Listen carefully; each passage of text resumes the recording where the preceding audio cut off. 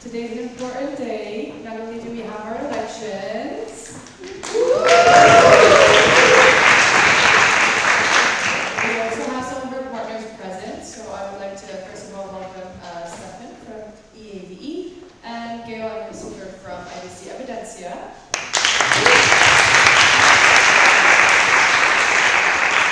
We will be receiving some of their presentations today, so make sure to pay attention and look out for the amazing opportunities they have to offer. What else? Pay attention to election procedures. It's super important that you guys know how to vote, when to vote, and who to vote for, but hopefully you've already discussed that amongst yourselves. That being said, I would like to now call the GA back to order at 3:47 p.m. Copenhagen time. Welcome. First up, as always, roll call. James Calgieri, IVSA Expo. For today's roll call, as we do a partners present, I would like you to say welcome in your native language. IVSA Belgium. Welcome. IVSA China. IVSA Croatia. IVSA Czech Republic. IVSA Denmark. IVSA France. IVSA Germany. IVSA Greece. IVSA India. IVSA Indonesia. IVSA Ireland. IVSA Italy. IVSA Latvia. IVSA Malaysia. IVSA Mexico. IVSA Morocco. IVSA Norway. IVSA Peru. IVSA Poland. IVSA Romania. IVSA Slovenia. IVSA South Korea. IVSA Switzerland. IVSA Taiwan. IVSA the Netherlands. IVSA Tunisia. IVSA Turkey. IVSA USA. IVSA Venezuela. Bienvenidos. 53.7%, we have quorum.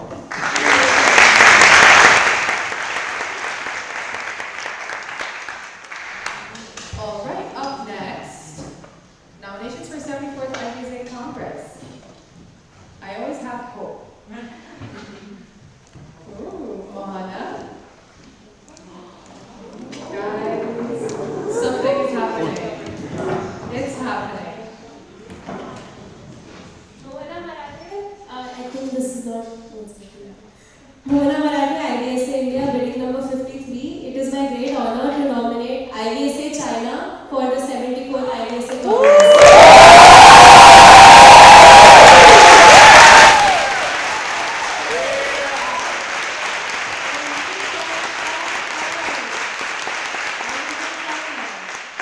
IVSA China deserves home as my great honor to accept the nomination.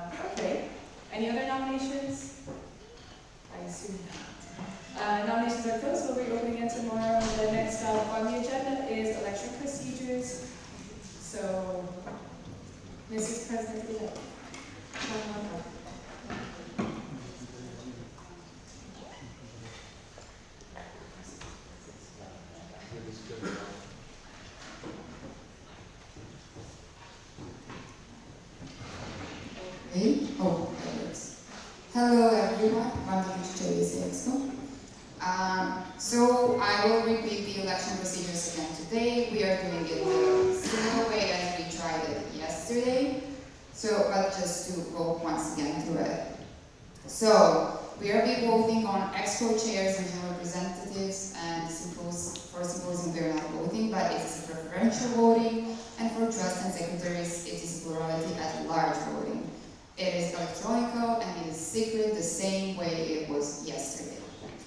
So each MO has 2 votes, and all local chapters must come to an agreement between themselves as how they are going to vote. So all local chapters should have an equal say in their votes. The elections, so there will be 2 elections. First, we are going to vote for Expo and chairs. And after you vote for them, we are going to vote for regional representatives, secretaries, and trusts. It is because Expo nominees for Expo had an opportunity to choose what they want to vote for if they do not get elected. The MOs will receive 2 separate emails with the codes like you did yesterday, and you need to use each one of them to vote. So, as I said, we will have 2 different votes, first for Expo and chairs, then we will have a break, we will have 20 minutes to vote for them, and then you will get new 2 links sent for trust, regional representatives, and secretaries. In case you're running for a position, you are not able to participate in the elections, and if you're the only delegate of your MO who is voting, you should not vote for the position you're running for. So how will you vote? You click the link. You don't need to insert both codes. As you've seen yesterday, it will just log in on its own when you press the link, and you do it twice. For preferential voting, you will be putting them in order, first being the one you prefer the most, and depending on the number, the last one is the ones you do not prefer.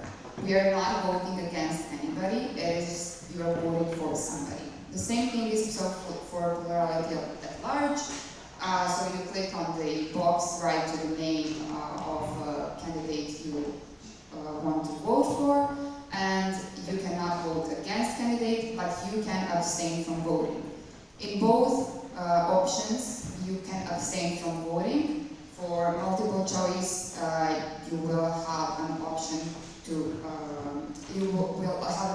not press any of the boxes beside them. And for ranked choice or for preferential voting, you just have an option to abstain.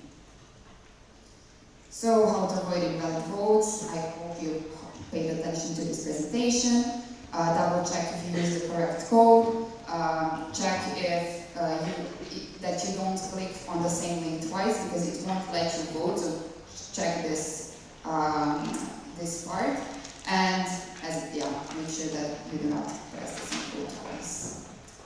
So just to remind you, voting is anonymous and important. It is a long-term choice, and we are not voting for people that we like the most. We are voting for people who are most capable for the position, because we want the most capable team during the next term. Some of the criteria I mentioned yesterday are personal attributes, motivation and dedication to IVSA, relevant IVSA experience, and overall who you think is most suited for the position.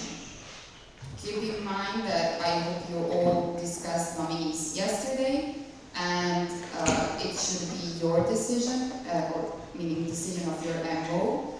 You could have discussed this with other MOs, but in the end, your MO is the one who is making this decision. Are there any questions regarding this? Yes?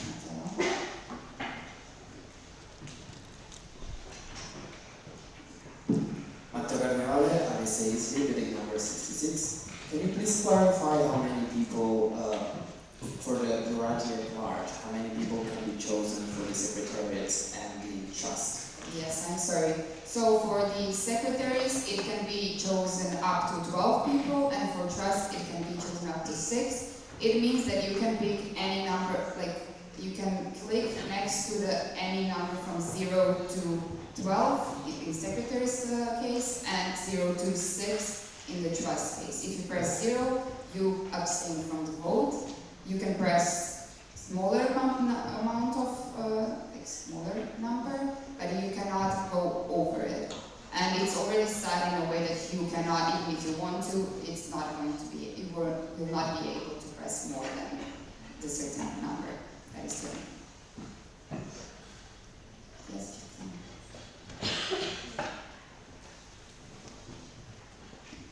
Number 20, as we was IVSA Belgium. The secretary, people were asked what position they wanted to be secretary for. Could you explain whether this is relevant for their election? okay. On the IVSA Expo, this is not a relevant thing. So you are voting for secretaries that you think are most capable for the position. Our current Secretary General and the future one took notes on what are they interested in, and they will.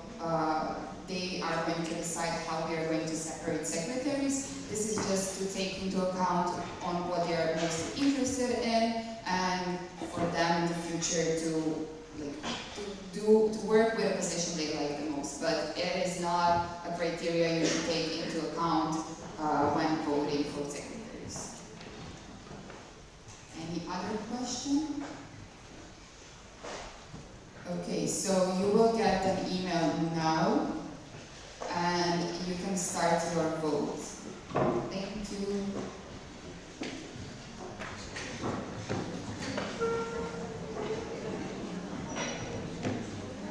All right.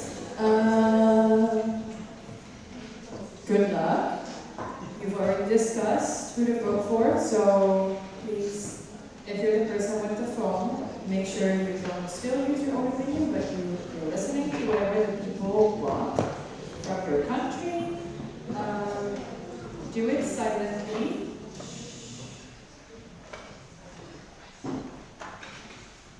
Then we're moving on to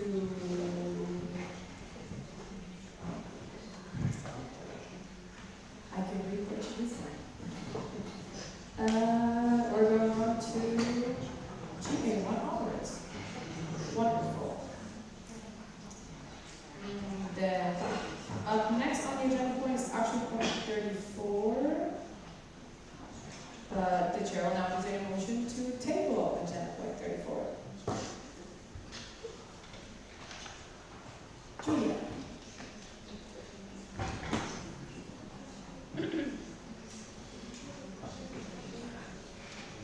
Julia Verona, IVSA, the number 122. Any discussion? Any objections? Seeing none, agenda is tabled. We will be bringing this to you tomorrow at the GA, because right now we're moving on to partner presentations. So Stefan, you may come up, and then you can work.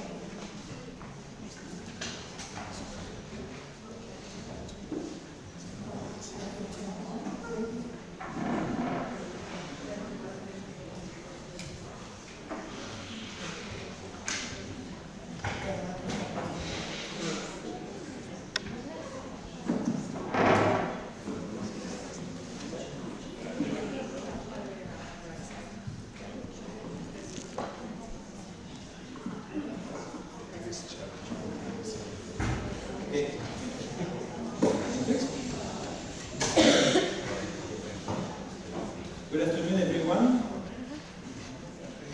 It's a great pleasure for me to join you today. I am Stéphane Martineau. I am the president of EAEVE. And maybe you all know that EAEVE is the European Association of Veterinary Education Establishments.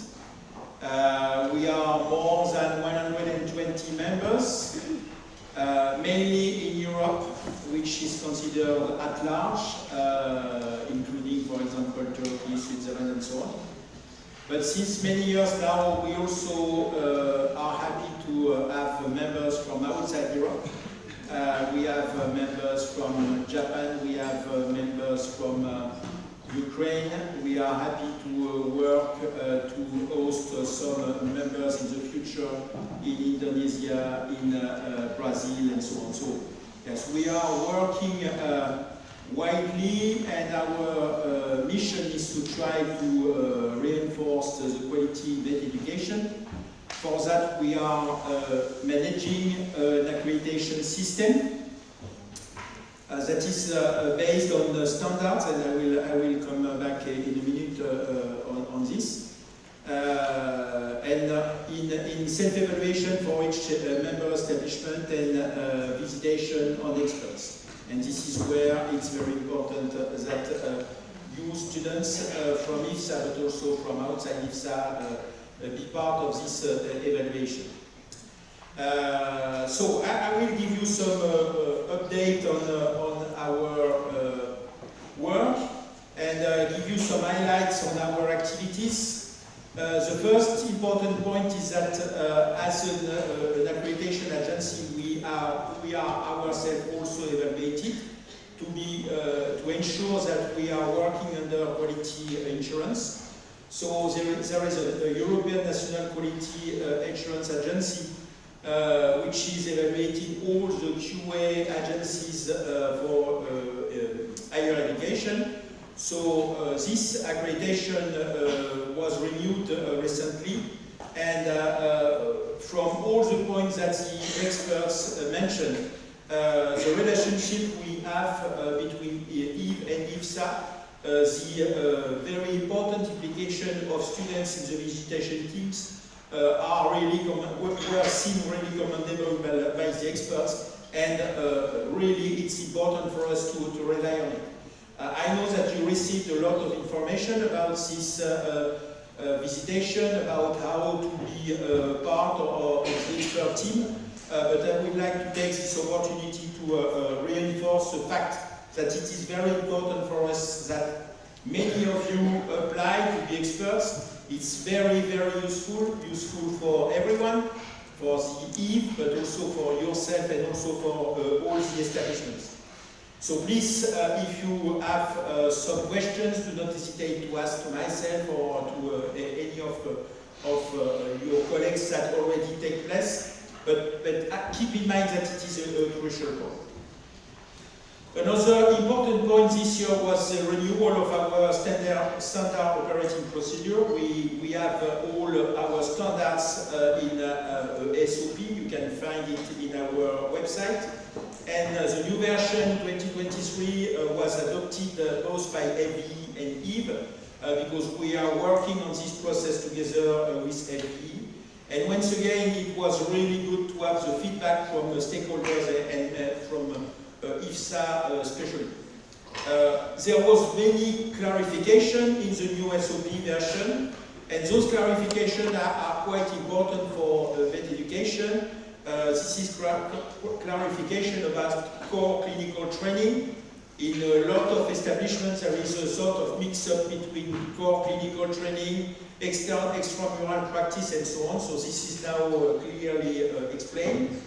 And also about the teaching staff, because with the development of new models of education, especially in the clinical aspect, it was necessary to have a clear definition of who is doing what. So this was the two main points, and there was a lot of improvement also. And during our GA in Leipzig and Educational Day, we were discussing important challenges for education, but also for the profession. Three of them are shown here. First, VTH, veterinary teaching hospital challenges, links to core clinical training, but also to the higher cost for running a VTH, and also the shortage of teachers. The other point was soft skills in the curriculum of veterinary education, a very important topic, and I'm sure you are aware of it, how to manage it, how to implement it. And the last one was to discuss about educational solutions to try to manage, at least to consider or to manage the shortage of vets in Europe, which is very general in Europe, but also general in the world, because we had a discussion with our colleagues from US, from Australia, and they are facing the same aspect. So this was the main point, and we were happy to have your representative with us during the GA Educational Day. And once again, very important for us to have your feedback on this. Next, I would like to focus on some burning topics, but one mainly about what we have as feedback from either students, but also from the school and the profession, which is based on the fact that there is more and more students and new graduates that are facing some mental health problem, which could be slight low level, but which could be a very important level, which is also mixed up very often in quite all the schools with an overloaded curriculum.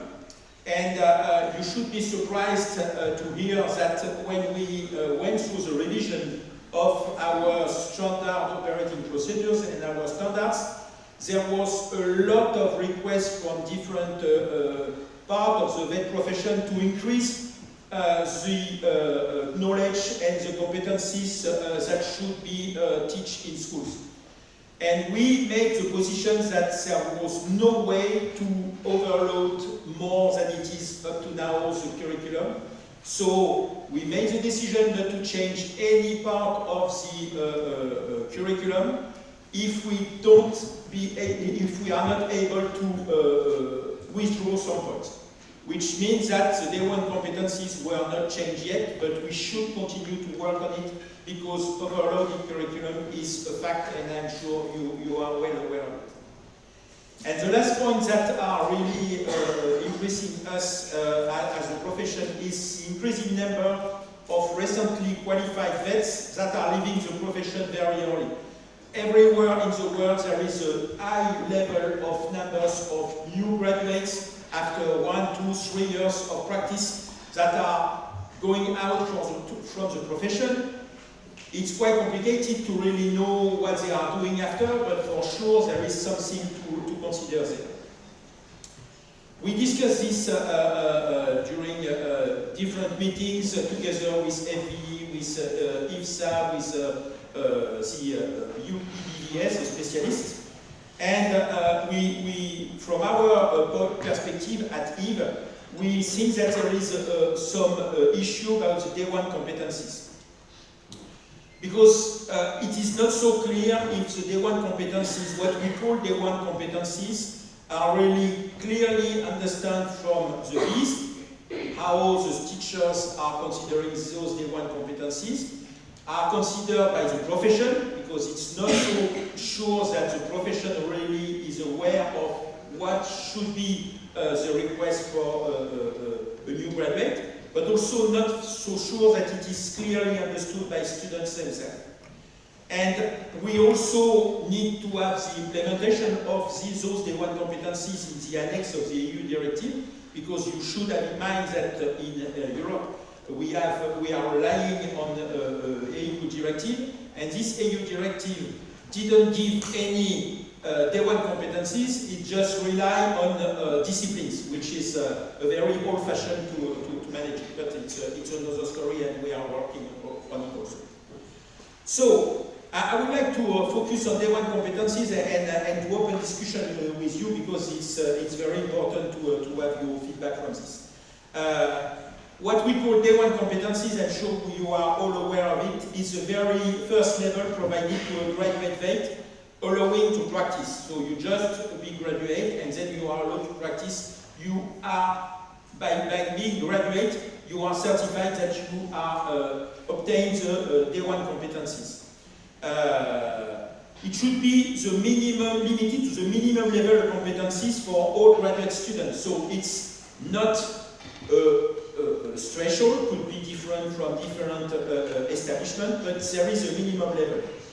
And those competencies are acquired all along the educational process under the responsibility of this.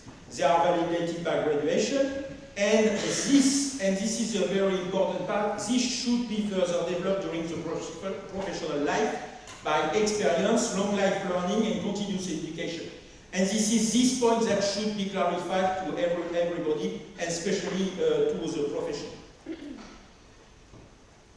So, Day 1 competencies is certified by the accreditation, so all establishments that are accredited by one accreditation agencies as IVSA, but the others, AVMA and so on, certify that the accreditation, they give the Day 1 competencies, but they are not equivalent to fully Day 1 competent vet. And this is where there is a gap, because many people understand that Day 1 competencies, meaning that you have the competence as a vet with a lot of experience, which is not the case. You have all the material to do it, but you have not the experience to do it. So there is a tendency that we think that it should be important that new graduates should continue to be supported in their workplace to apply skills and competencies in a relevant professional context. Because when you are in school, you receive education and you acquire the competencies in the academic environment, but you should then practice in the professional context. So, we should work all together to provide a better understanding of what Day 1 competencies mean. By students, by employers, vets, by faculty members also, and last one, but not easy to tackle, by public. So by students, we are convinced, and I will be very happy to have your feedback on this, that this will a better understanding on what should be acquired with Day 1 competencies and what should be the responsibility you will face just after graduation, should help to decrease mental health impact, should also help to develop self-confidence and readiness to practice in real conditions, because there is a lot of discussions we have that showing that students are not so confident because they are feeling that they are not ready to face real conditions. This is also important that we can set the Day 1 competencies to serve the public with efficiency and professionalism, meaning that students should be aware that having those Day 1 competencies give us some tools, not all the tools, but give us some tools to go further on, and to also reaffirm that the level of confidence and competence will increase with time and further training. So this is some of the points that we should discuss, and I'm sure you have some other ideas to increase this. By the employers, when you discuss with vets, there is at least two categories of vets. Those who are really aware that when they employ a new graduate, they should accompany he or she to further develop and to be adapted to the practice. But there is more and more cases where a new graduate come in a practice, have to work alone, especially with no backup, and then if there is any problem, there will be a disaster in the discussions. So there is a need that the vets are aware of better consideration for the support requested by young graduates. It's very important that every workplace are aware of this, and it's not so easy because we all know that there is an increase of work in the vet practice, and so the more the work is increasing, the less the support and discussion is easy. And it is also very important that there is a consideration by employers to accompany the increase of responsibility for new employees. It is not to say that the new graduate is not able to do anything. It's just to say that you should plan and accompany everyone to progress in the practice. Some will go very fast, some will go more slowly. It's not a problem, this should be considered. And not, okay, you have to do that, do it alone and do it very good because we don't want any problem with the client. The third party of it are the faculty members, because they should also take their part of the job. They should carefully review the curriculum to avoid overload and limit repetitions, and they should take into consideration the new topics like soft skills and so on. They should regularly review the feedback from students and stakeholders to continuously adapt the curriculum. This is one important point of the quality insurance that we are looking when we do accreditation. They shouldn't mix specialization and day one competencies.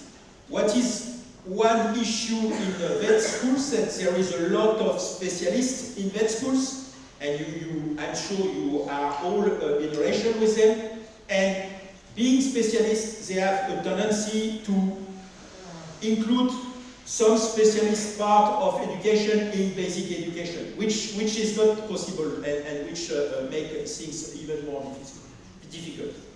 And they should contribute to prepare students for the early stage of practice and help them know the expectation for new graduates. It's very important. You will not change world between the academic world and the professional world. There should be some of an overlap to allow a smooth transfer. The fourth part, and you see that there is no details on it, but it's very important, it's the public. Because we all know that in our profession we are facing the public, we are in direct contact with the public, and it's not so easy for a new graduate to be in direct relation with the public, especially because the public is more and more weighting a high level of expectation and putting a lot of pressure. So this should be also considered, but it's not easy to do. So this is where I would like us to discuss and to receive your feedback. We want to promote this topic and advocate towards those different publics. We are working together, IVSA and IVSA, on a common paper that will be circulated in all associations to make everyone aware that this is a question.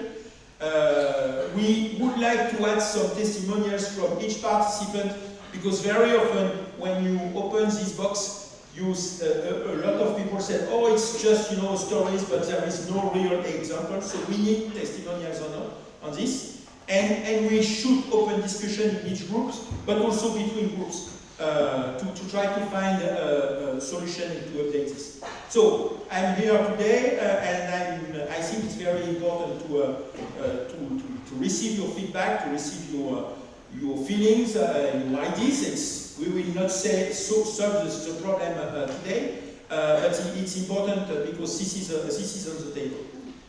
So thank you. This is where I wanted to stop, because we discussed with Yuri, and we thought it's very important to share some ideas and to open the discussion. So thank you for your help and your support, and it's important for us to hear about you.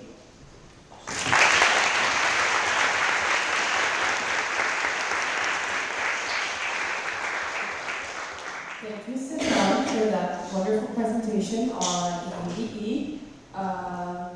I actually did one of the visitations. Unfortunately, it was COVID, so I didn't get to go to Slovenia, but thankfully I got to still see their country at the symposium this year.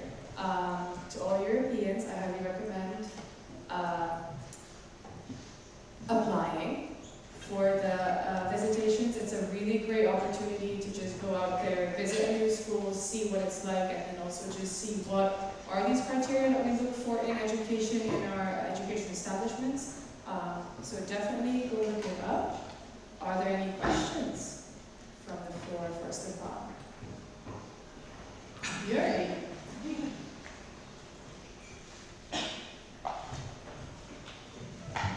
Okay, Yuri at Expo. Yeah, I always have questions for you, Stefan. It goes a lot with what we've been discussing about the competencies, and we always talk about the fact that the veterinary curriculum is super overwhelmed, and that this affects a lot student wellness.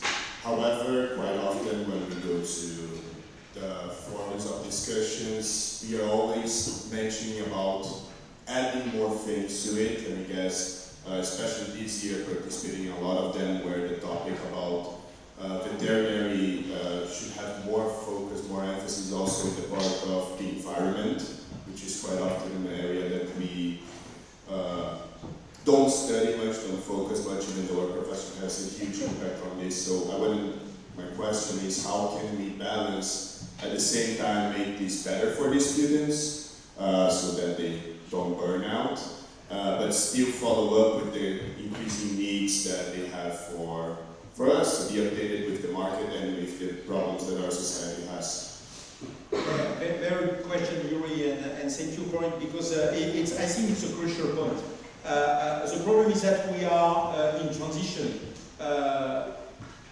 As I mentioned, there is a request from new graduates, from the vet profession, but also from the public, to be at the highest level for everything, and especially for technical and practical aspects.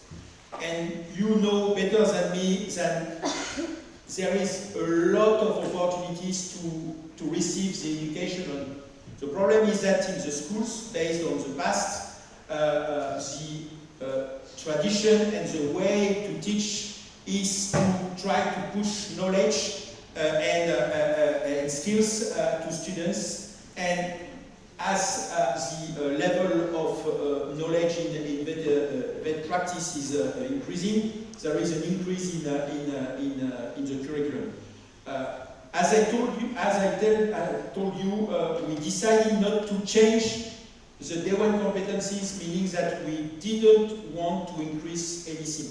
But we should change inside the same level what should stay and what should be withdrawn.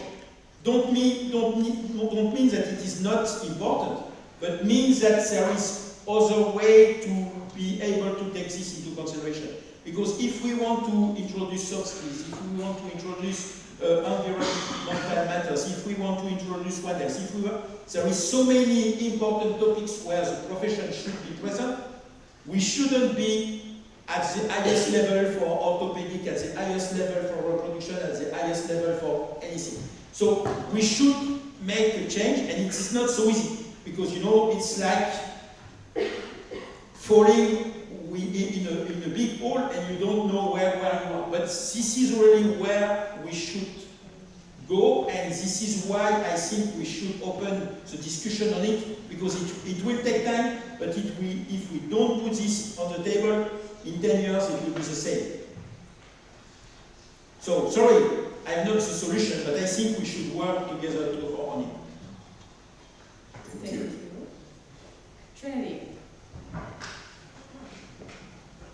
Thank you for your presentation. Trinity Dockery, IVSA Ireland, thank you so much for your presentation. I was curious to know, what direction do you think anatomical education is going to take now that we're post-COVID and more of a blended approach is being used? Or do you think that there will still be push to go more traditionally with dissection halls the way it was before? Sorry, I didn't get the beginning of the question. I'm sorry.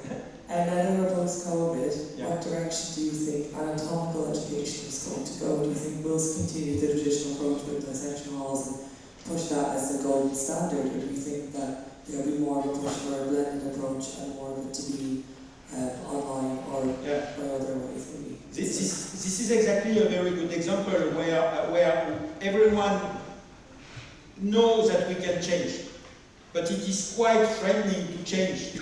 And so with the COVID, there was a lot of new materials on the table because everyone was obliged to do it. Some were good. We all know, and you know better than me, that some were really not good. But we should use this to progress. And you mentioned anatomy, but this is the case for many other aspects. Also taking into consideration that there is a lot of increasing in the safety procedures, the respect of animals, and so on and so on. We all know that in the past anatomic teaching was not the best on it. So yeah, this is exactly where we should, but it's quite complicated because everyone knows that the way anatomy is teaching now is efficient. The problem is how it will be if we change. And everyone is frightened about this. The surgeon, everyone say, oh, but they are not so good in anatomy because they don't receive all the materials. So this is exactly what we need to work on to break the circle. And it's not so easy, for sure. Thank you. Are there any other questions for Stefan? Lisa, first. Lisa with the IVSA Netherlands. I just got a question from someone on the live stream who was wondering if you mostly compared to Europe, but specifically starting to credit outside of Europe. What are your thoughts on accreditation organizations that are now starting in, for example, the Middle Eastern areas? So we are our aim to work with establishments outside Europe is to help them to develop their own accreditation system. A good example is Japan. They begin with one establishment, now there are three, but they are working on their own aspect. The big difference between IVE and other accreditation bodies is that in IVE we are not linked to the permit of working. IVSA, IVSA, and so on are all statutory bodies, and they are all giving the accreditation and also the permit to work. This is not our case. So we are just dealing on quality insurance, helping the establishment to develop, but no pressure on this. So this is why there is so many requests from different parts of the world. And we don't aim to put everyone on the same level, just to try to contribute to the global progress. Okay, wonderful. Sarah, did you have a question? Sarah is here.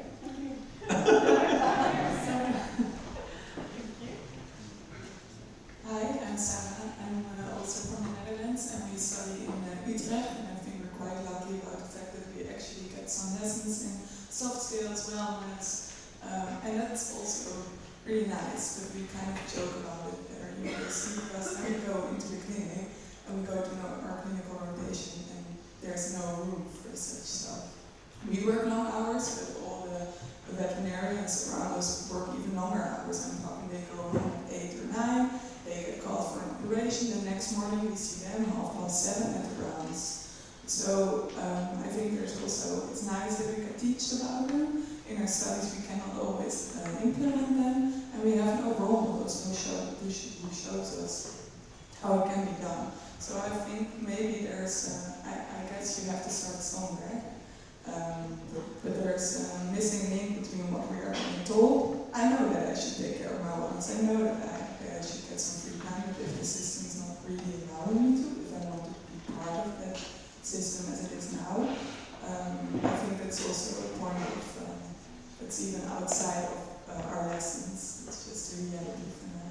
No, you're right, and this is why we are also working on difficulty to run the VTH, because as you mentioned, with the increasing level of activities and increasing pressure, there is less and less time for education in the VTH, which is a big problem.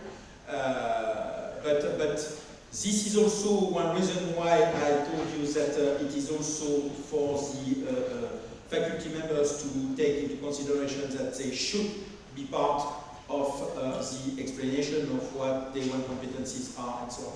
And once again, it's not so easy. Huh? It's the same, what you described in VTH, it's the same in many of the practice. There is so many work that it's quite complicated to just take few minutes to discuss with the younger one, to try to explain, okay, this was complicated, but you did that, and maybe there is some option and so on. But if nobody begins to do it, and this should be covered in soft skills. The problem is that when we open the soft skills education, it should not be considered as a dedicated method separated for the rest. As you know, soft skills should be transversal and cover everything. And it's not so easy for everyone, especially the clinicians, to be sure that they are teaching some soft skills. Some of them are aware of it, but some not. And this should be changed. But it will be slow. Sorry about that, it will be slow. But we should open it, because if we don't open it, as I said, in 10 years, we will still speak of it. That's unfortunately, change does take a lot of time and a lot of meetings and a lot of writing. Are there any other questions? All right, then Stefan, once again, thank you so much for your Thank you very much.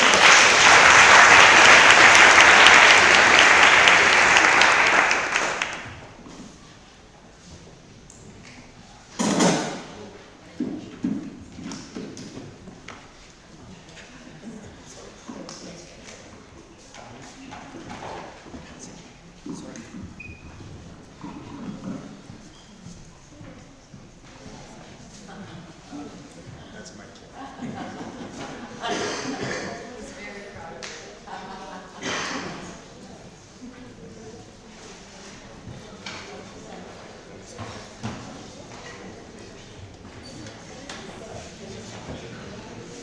All right, up next is a presentation from Gail and Christopher from IVSA. You guys can do all things. I'm not great with that, so I'm going to leave you to it.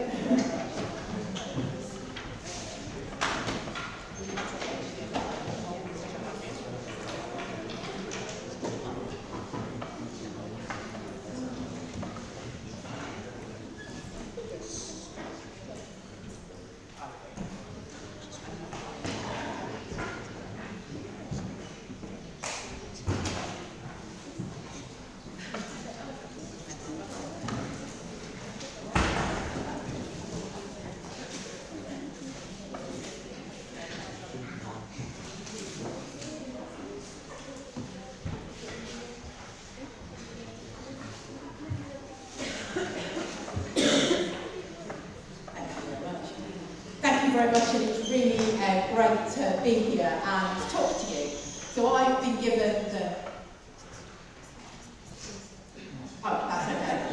Question already. This is excellent. I've got a question for myself. So I'm really excited to be here to talk to you about recurrent colic in the horse. But just before I begin, I just want to follow on a little bit from what Stefan said. And I graduated 21 years ago.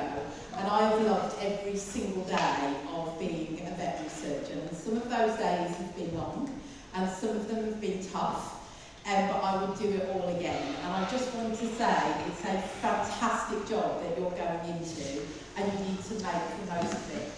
I started my career at the Royal Veterinary College, and I did an internship and a residency. Then I did a PhD in equine cardiology because I wanted to work in academia and teach students. I then moved to Nottingham to be a faculty at Nottingham and was based in private practices with students. And then I moved to IVSA 18 months ago, and I'm lucky I still get to work in the clinic 1 day a week, and I have interns and residents, and I get to see basic cases and complicated cases, and I would do it all again. So good luck to all of you, and let's talk about recurrent colic. So what I'm going to do in this talk is we're going to have a little brief chat about recurrent colic. Definitions, causes, risk factors, how we might go about approaching it, and then you're going to do some work, and I'm going to put some cases up, and you're going to ask me some questions, and we're going to work through those cases. And we'll get through as many as we can. Everyone's promised me you're going to talk to me, and I'm not going to stand here all by myself at the front. So that's what we're going to do. Recurrent colic is a really, really quite common and very irritating disease. The horses usually have got some form of medical disease that gets better, but it keeps coming back, and the owners get very frustrated and very upset, and can end up being a reason why we euthanize those animals. So recurrent colic isn't clearly defined, probably more than 3 episodes in 3 months, or 2 or more episodes with several days of remission. And you're going to see, depending on how many cases we get through, that can be caused by a multitude of things. And sometimes, frustratingly, the diagnosis becomes that of exclusion, or we don't make one. And you do have to remember in veterinary medicine, sometimes them getting better is a win. You don't always have to have an answer as to what that cause was. So the prevalence of recurrent colic is 11 to 16% of horses that have had a colic episode that will then recur over a year. And those incident rates depend, sit between 50 colic events per 100 horse years or 35 events that need a vet. And then when we think again about recurrent colic, is it spontaneous or is it after those horses have had colic surgery? And I'm going to concentrate more on those spontaneous ones, because the ones that are following colic surgery frequently are to do with adhesions, and they can become really, really tough for us to manage.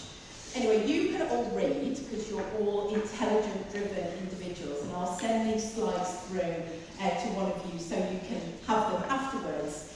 But basically, there's a whole host of things. Some of them are gastrointestinal causes, some of them are non-gastrointestinal causes, and we sort of have to be a detective to work out what's most likely based on our history and physical exam, and then if you like, cross them off our list. But you can see anything from cardiovascular, respiratory, urogenital, they can all be up there.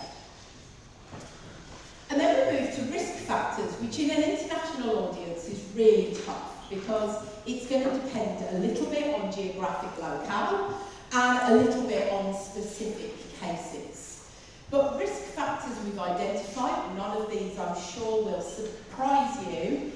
Problems with teeth or lack of dental evaluation, lack of deworming with ivermectin, so ivermectin, moxidectin, and doramectin, stereotypies, being more than 8, being gelding, being an Arabian in the United States, we've not found that link anywhere else in the world, reduced activity or increased staying and travel within the last 24 hours. Low pasture turnout, feeding some funny stuff, which again depends where you're from in the world as to whether you feed coastal grass hay or alfalfa. Some of you from the United States will. Some of the rest of us from Europe won't have seen fresh alfalfa unless we've got very, very expensive horses. Feeding lots of concentrates, previous episodes of colic, which isn't a surprise as we're doing a talk on risk factors of recurrent colic, and farm densities of not that many horses. And we're going to leave the specific horses as we go. So, first question to you. What do you think about the condition of this horse? What are your thoughts? Pretty thin, isn't it? Any more specific than a bit thin? How old do you think this horse is?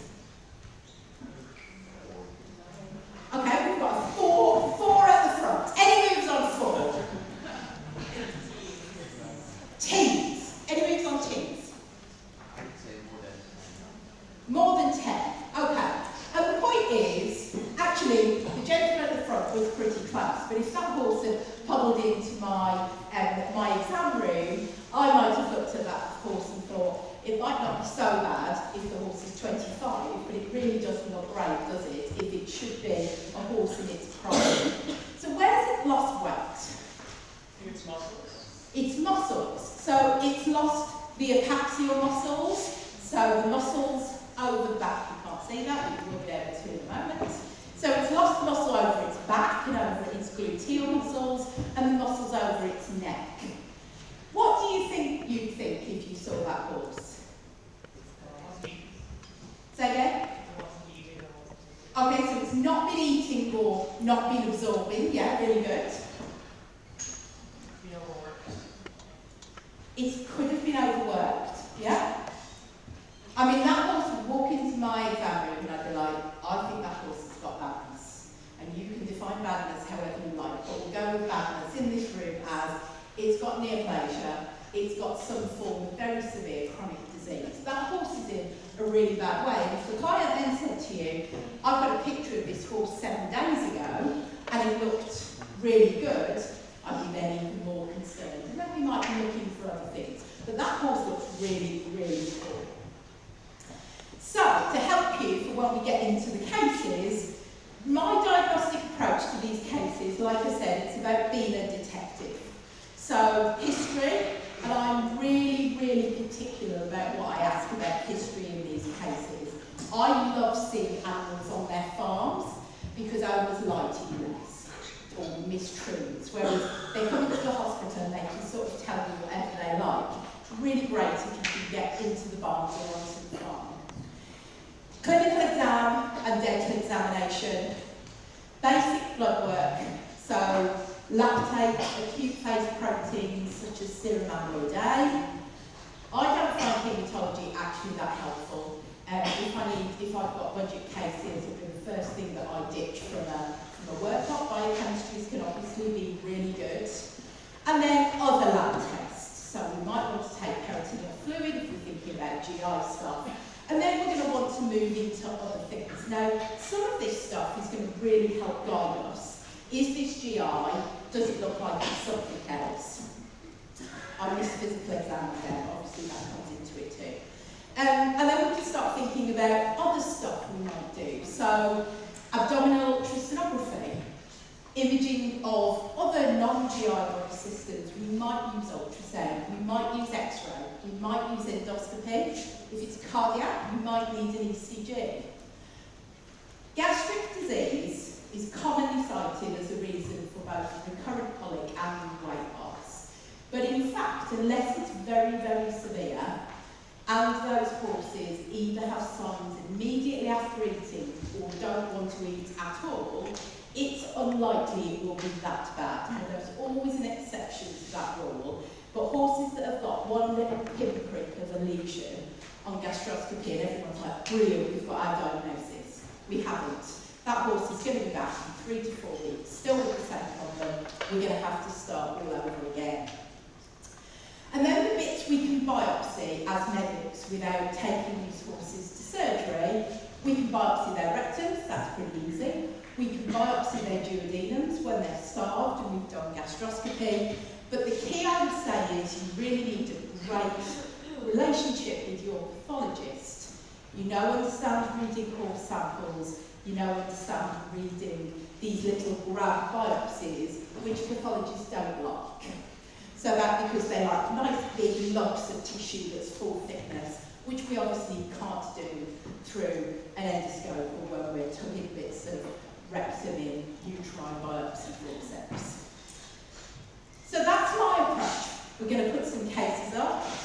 But when we're thinking about GI disease, we need to think about that are causing recurrent colic. We need to think about the microbiome. And at the moment, we don't really know that much. So we know it changes, cause or effect, with loads of different diseases, and it's certainly something that's going to be important with those cases that get recurrent spasmodic or gas colics, and those that have got motility issues.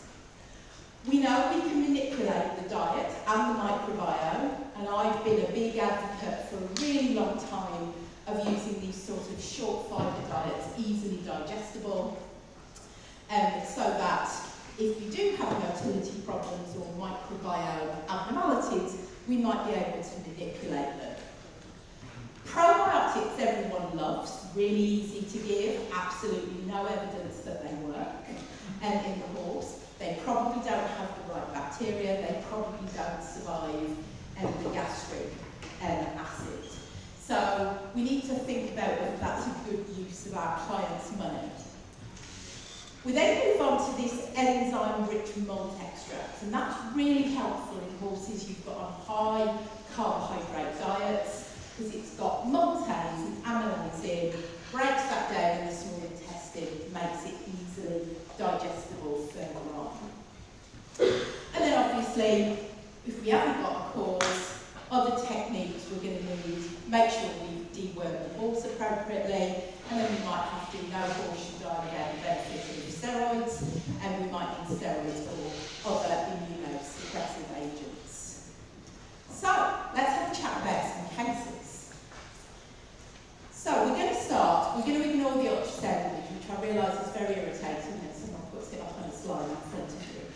got a 14-year-old warm blood gelding that presents with recurrent colic.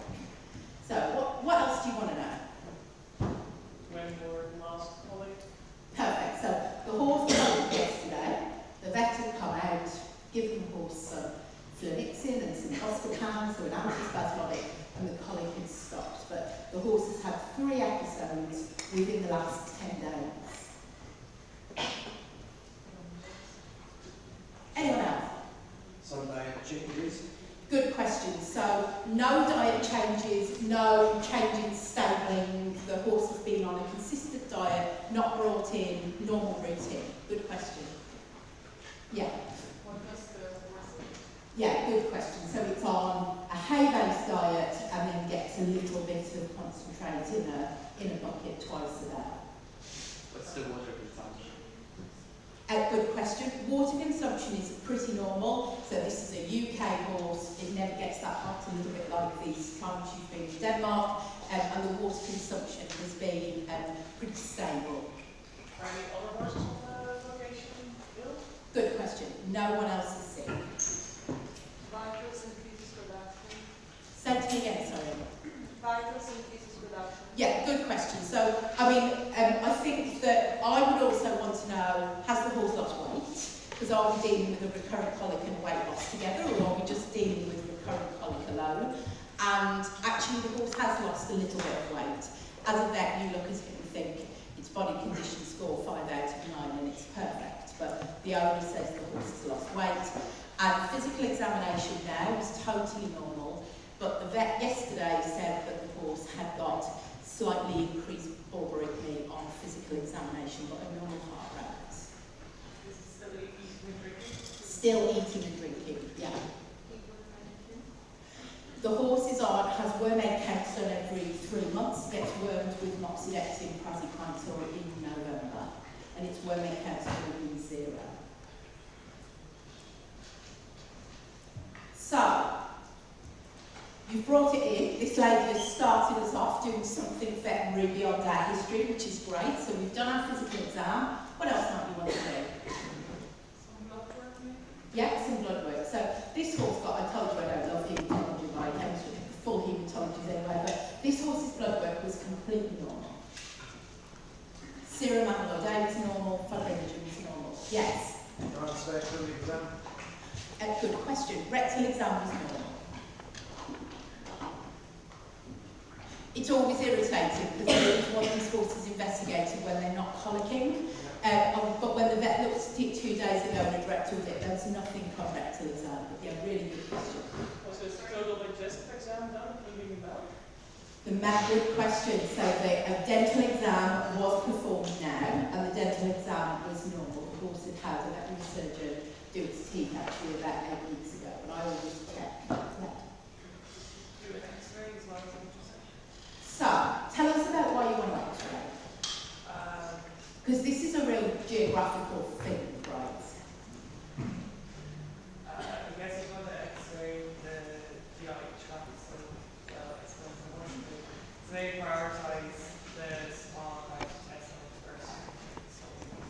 So, it's really tough to do what we can do in a dog, which is get a really great overview. How many of you have seen or would in your clinics or have seen on EMS or seen doing externships, seen horses' abdomens X-ray? Okay, so what are you X-raying for? Sand. So your answer is absolutely correct. So for most of my early career, I did not work anywhere where there was any sand. And I now do work in an area where we see a lot of sand polyps. So sand, depending how common that is, but an X-ray of this abdomen for sand would definitely be up there. But we did ultrasound first, right? So what do you think? This is an ultrasound image taken from the left caudoventral abdomen. So what structures do you think you can see on that ultrasound? And then we can talk about what's abnormal. Yeah. The first and the third column. As in topography. So it's caudoventral on the left-hand side. I was given to me before I lived in South First Ward. it means further back. Sorry.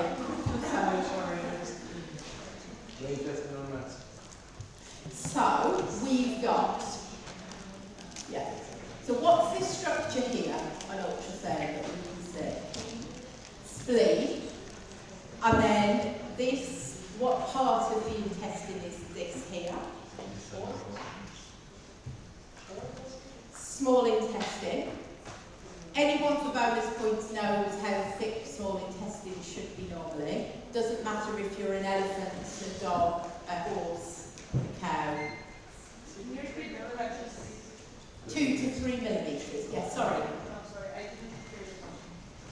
The question was, what is the normal wall thickness for small intestine? Sorry. So this small intestine, what do you think of its appearance? Thick. And we should, in a horse where you get really nice images, we should be able to see layering with the quality of ultrasound image that we can now get in the horse. So this is a really thick small intestinal wall, and it's not got nice layering. So thoughts on cause? Fluid. Edema. I'm going to answer one at a time, give me 1 minute. So, if it was a nephrosplenic entrapment, we would have a piece of large colon.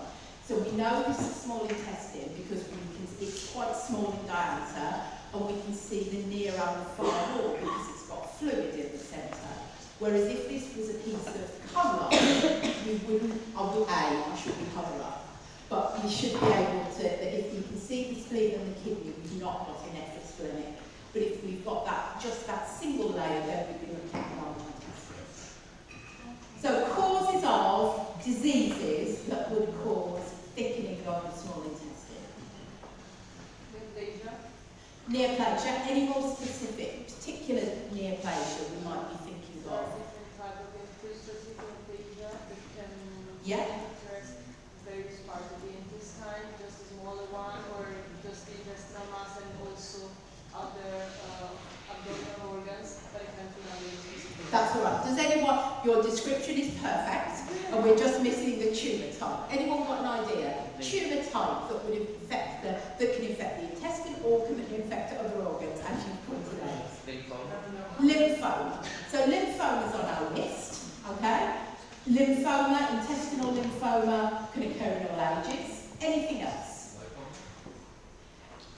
If this horse was really, really colicking, then we could get a picture like this with a lymphoma. Normally, it's distended and ends up with an edematous wall, and I know someone talked about that back there. But for a horse not colicking, it's less likely a lipoma. So again. Yeah, interesting. Melanomas will often get like little tumours all the way through the big organs, so through the spleen and through the liver. What would be a common cause of thickened small intestine in people? IBS or IBD. And inflammatory bowel disease has become a really big thing in equine medicine, probably in the last 10 or 15 years, in the same type of way that IBS and gluten intolerance has become a very important cause of GI disease in people and in dogs. So, we can't prove this horse hasn't got lymphoma. We can do a peritoneal tap, but lymphoma doesn't always put cells into the peritoneal fluid. But nothing else on its blood work. The fibrinogen was normal, which normally fibrinogen will increase if we've got lymphoma. So, how are you going to treat this horse?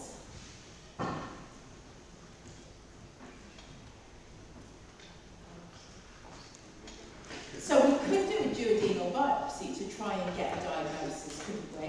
Which depends on clients' budgets as to whether I do that, because it doesn't always change what I do. It might change what I do if it's got lymphoma, but it's not going to change what I do if it's got inflammatory bowel disease. Steroids. We've just said nothing should be done about benefit of steroids, should there? Perhaps healthier. And then make sure that this animal is dewormed. And then what else do you know about the risk factors for IBS or IBD in people? Stress. Stress is a really tough thing, right, to try and comprehend in horses. But, you know, making sure the environment's calm, that they live in a very controlled group so that horses don't have to keep changing position in the pecking order. Do you want to change diet? And the diet, right. So horses are now fed a very complex cereal diet. What we put in a bucket has got lots of different cereal protein, it's got molasses, and so trying to simplify that diet. So if I can, I try and just give them hay, and if they're losing weight, like I told you this one was, then oil and then one straight, which some of you would routinely feed in your horses.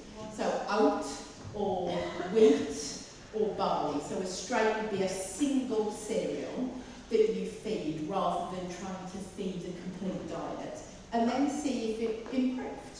So that would be, and you've got to do diet exclusion for 4 to 6 weeks in that same way that you would in a dog or a person. Okay, next case. This was another recurrent colic. It's 8-year-old, it's a thoroughbred. We've gone through all the questions, and what else would you, we're going to do the same stuff we did before. So this is one of these horses that squirts fecal water. So has it got diarrhea, has this sort of recurrent colic, and it always does this water squirting at competitions. And so it ends up that the owners have usually bathed the horse, and then they've got like feces dribbling down their back legs when they go into competition. And the owner gets very upset about this. When it colics again, it's got increased gallbreaking. The owner and the horse are keen to simplify the diet. It likes its muesli that's covered in sugar, and it doesn't like eating oats or barley or wheat, and it's not going to do that. So the owner has said she's not going to change the diet. We did ultrasound the abdomen, nothing too abnormal. And this was a horse that looked like, because it kept getting really gassy, it might have some form of microbiome dysbiosis. So we treated this horse just with an enzyme-rich malt extract, which I said helps to break down those cereal proteins in the small intestine. Horse's signs resolved. And she did keep it on that supplement for several months. She stopped the supplement, the fecal water came back, the colic came back, he moves on Equinectar, which isn't cheap, it's called Equinectar. It's not cheap, it is available in many parts of the world at the moment, but that was a case we managed to fix with no drugs. A question? That was okay. That's fine. That's right. As long as I've not missed a question. What kind of enzymes are in it? So it has, yes, exactly. So it's a product. It's a byproduct of the brewing industry. So it has maltase and other amylases to break those proteins down so they don't get fermented in the large intestine. Welcome. Okay, Frisian mare. It's male and it's spayed, and the horse has had recurrent colic for a few months' duration. Anything else you'd like to know about this horse?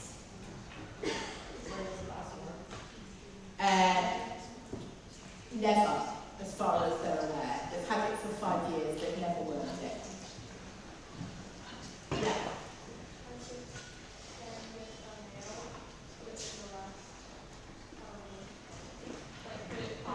Been pregnant. Yeah, good question. That's always one of those far-reaching. As far as we know, it's not been with a stallion. But yeah, good question. No, you can ask a question. No, it's not a big question. There's a lot of horses out of the field. Yeah, good question. It's in a massive area. there's not very much grazing, and it's out there with about another 20 horses. And how often do they hear meals off the day? Never.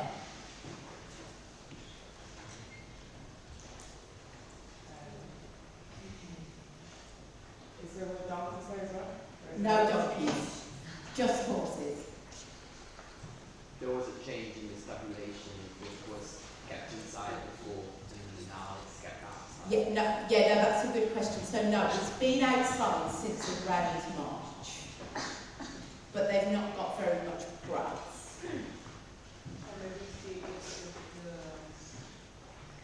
rocks and ground and Okay. So this is an ultrasound image on the left. So what structure? This is taken from the right caudo ventral abdomen. So what structure can you see in this ultrasound image? Do you know what? It could be the cecum, but it's a piece of large intestine, isn't it? So it could be right ventral colon or cecum. So you can see this has got a very, very thick wall. Again, should be 3 to 4 millimetres. And then this is an X-ray of the ventral abdomen. This is as good as it gets for the lady who was talking about this X-ray. It sounded very disappointing. But we can see sand. So you can see that we've got sand sitting here.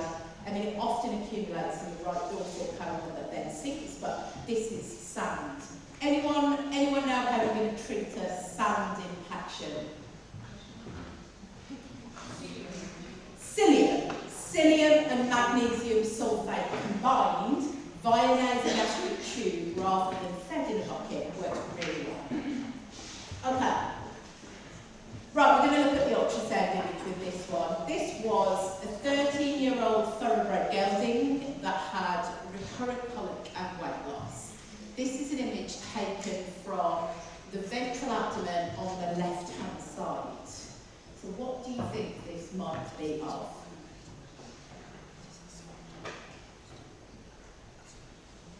What structures would sit on the ventral left-hand side?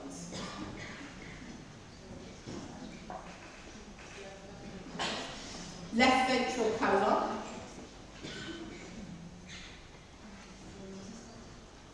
Say again.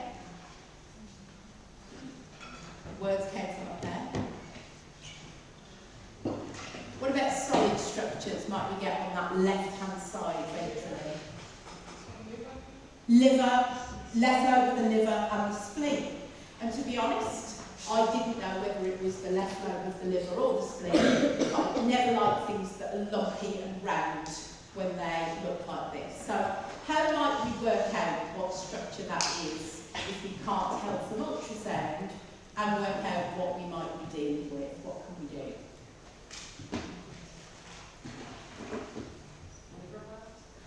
So we could biopsy it, and if we don't want to biopsy it, we could try starting by seeing if we can aspirate it and get some stones. So that's what I did. So what do you think about, some of you were telling me you like pathology when we were outside. This is as close as I get to pathology. What do you think?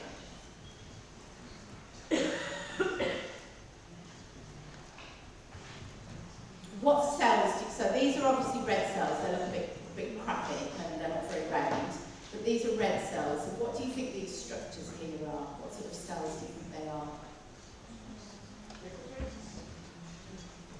They could be macrophages. They've not quite got that sort of moon shape, have they, that you'd like? What white cells? Which white cell do you think they might be? Good shapes. Lymphocytes. And how big should a lymphocyte be, roughly, compared to a red blood cell? Double the size of the cells. A little bit bigger, right? So 50%, maybe 80% bigger than a red cell. So what do you think about the size of these lymphocytes? 4 times. They're massive, aren't they? And do they all look the same? No. So what disease do you think this horse has got? Lymphoma. So actually what we did with this horse, the owner was keen, he didn't find any other masses. The owner decided she wanted a splenectomy done on this horse. We talked about chemotherapy, she didn't want that. So we removed its spleen and it lived for at least another 3 years until we lost it to follow-up. So lymphoma doesn't necessarily do the same things as in a dog. Okay, the next one with recurrent colic. When it colics, it lies down, it flag watches, it's quite painful and then normal for 2 to 3 days. Heart rate gets up a little bit, improves with pain relief, nothing on rectal exam, no reflux, normal gut sounds, and the second time it got looked at, someone did a peritoneal tap. That peritoneal tap looked normal. It was straw-coloured, it had a normal protein. So we did some bloods, they weren't very exciting, and so we scanned its abdomen.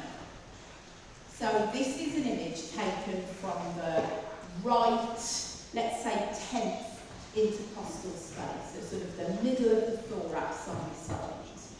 So what do you think this structure is and what can you see? Aspirated, foreign bodies. So you can see with these arrows, can't you, there's something weird. So what's this solid organ likely to be in the 12th intercostal space? I was close. What's this structure likely to be 11th or 12th intercostal space? Liver. So what do you think these, as you said, we'll call them foreign bodies, but bad things that shouldn't be there, what do you think these might be sitting in the middle of the liver? So this is a bile duct, which you can't normally see in the horse, okay? Biliary stones, exactly. So these are colonites.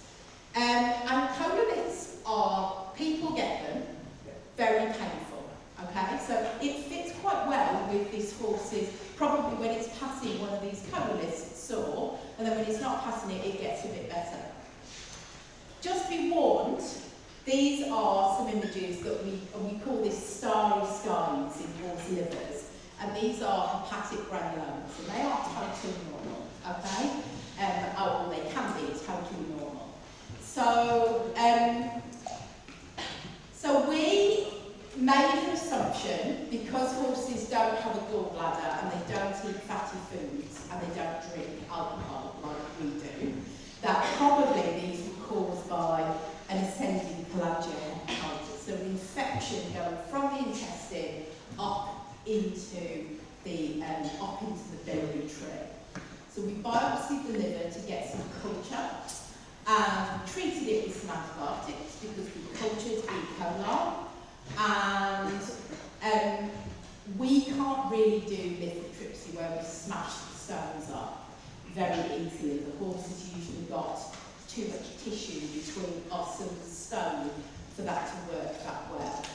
And we treated him with antibiotics, we treated his hepatic disease, and he was largely normal 4 weeks later, and he only had one further episode, and then I never saw him again, which I took as being a really good thing.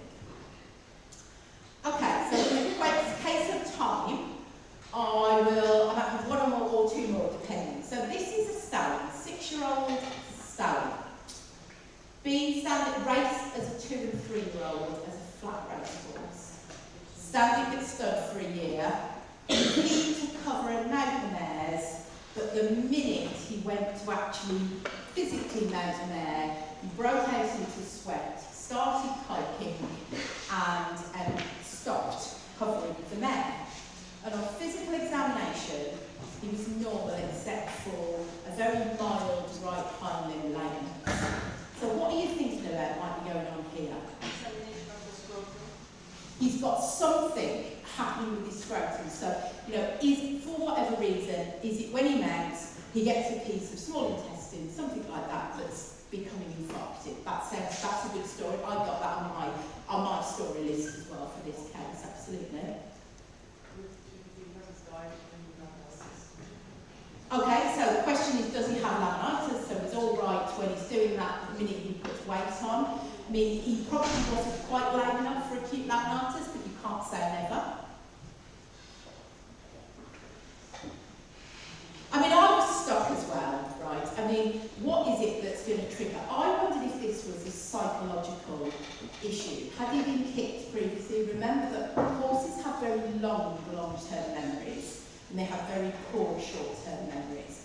So if something had happened 6 months ago and he remembered that he'd been kicked, they can, we'll call it remember, they remember that pain, but it seemed quite dramatic, and I watched this and it really did look real.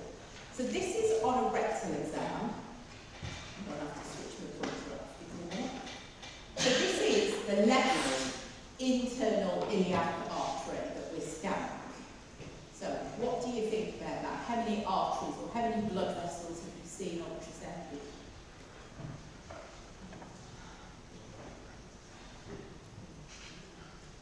The swirly stuff in the middle looks like it's moving, doesn't it? It looks like it's got a thin wall. I wasn't very excited.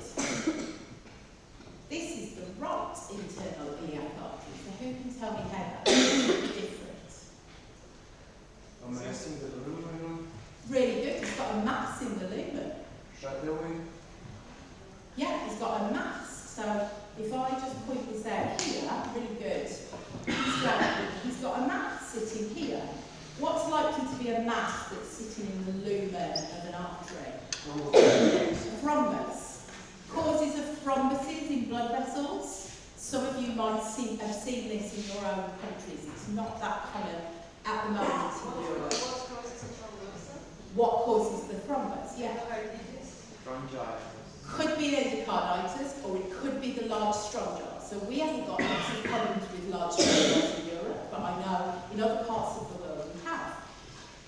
Actually, there's not a lot we can do about this, okay? We can't get this thrombus out. It's probably been there a while, and we're not going to be able to safely dissolve it with any drugs.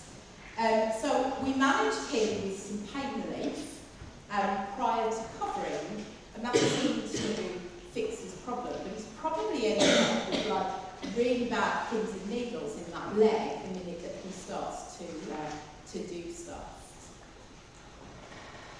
Okay, this is my last column case. This is a yearling thoroughbred gelding that was castrated 5 days ago and has had 3 episodes of colic.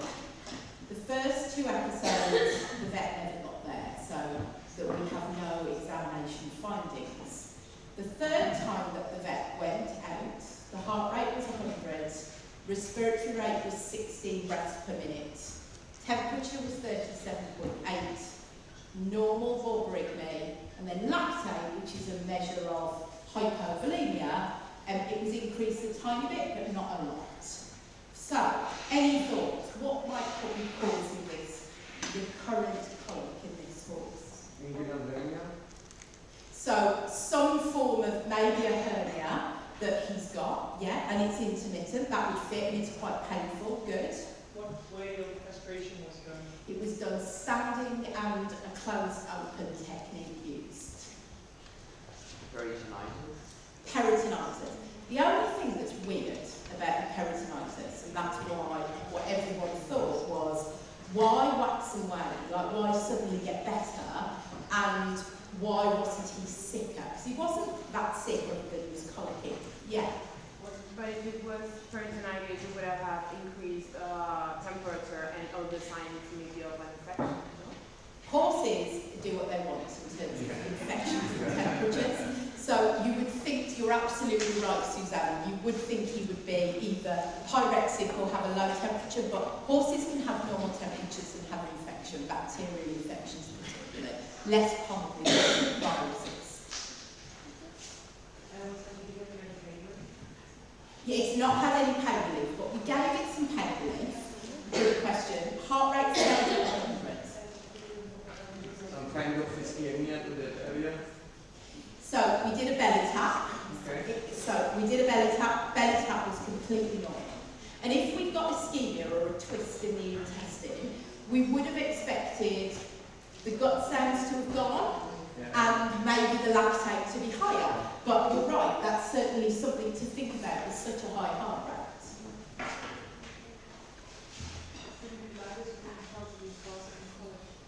No, well, so things like an infected cord, which I think is what you mean, so a serous cord or an infected spartic cord, again, could make him feel a bit crappy, but probably not given the heart rate of 100. So I got called in because they thought maybe it wasn't GI. So what do you think, what body system, if we think it's not GI, what body system do you think it might be? Cardiac. So, I went in and I did an ECG. Whoa. What do you think? Well, it's a very good answer, right? So what do you think about this ECG?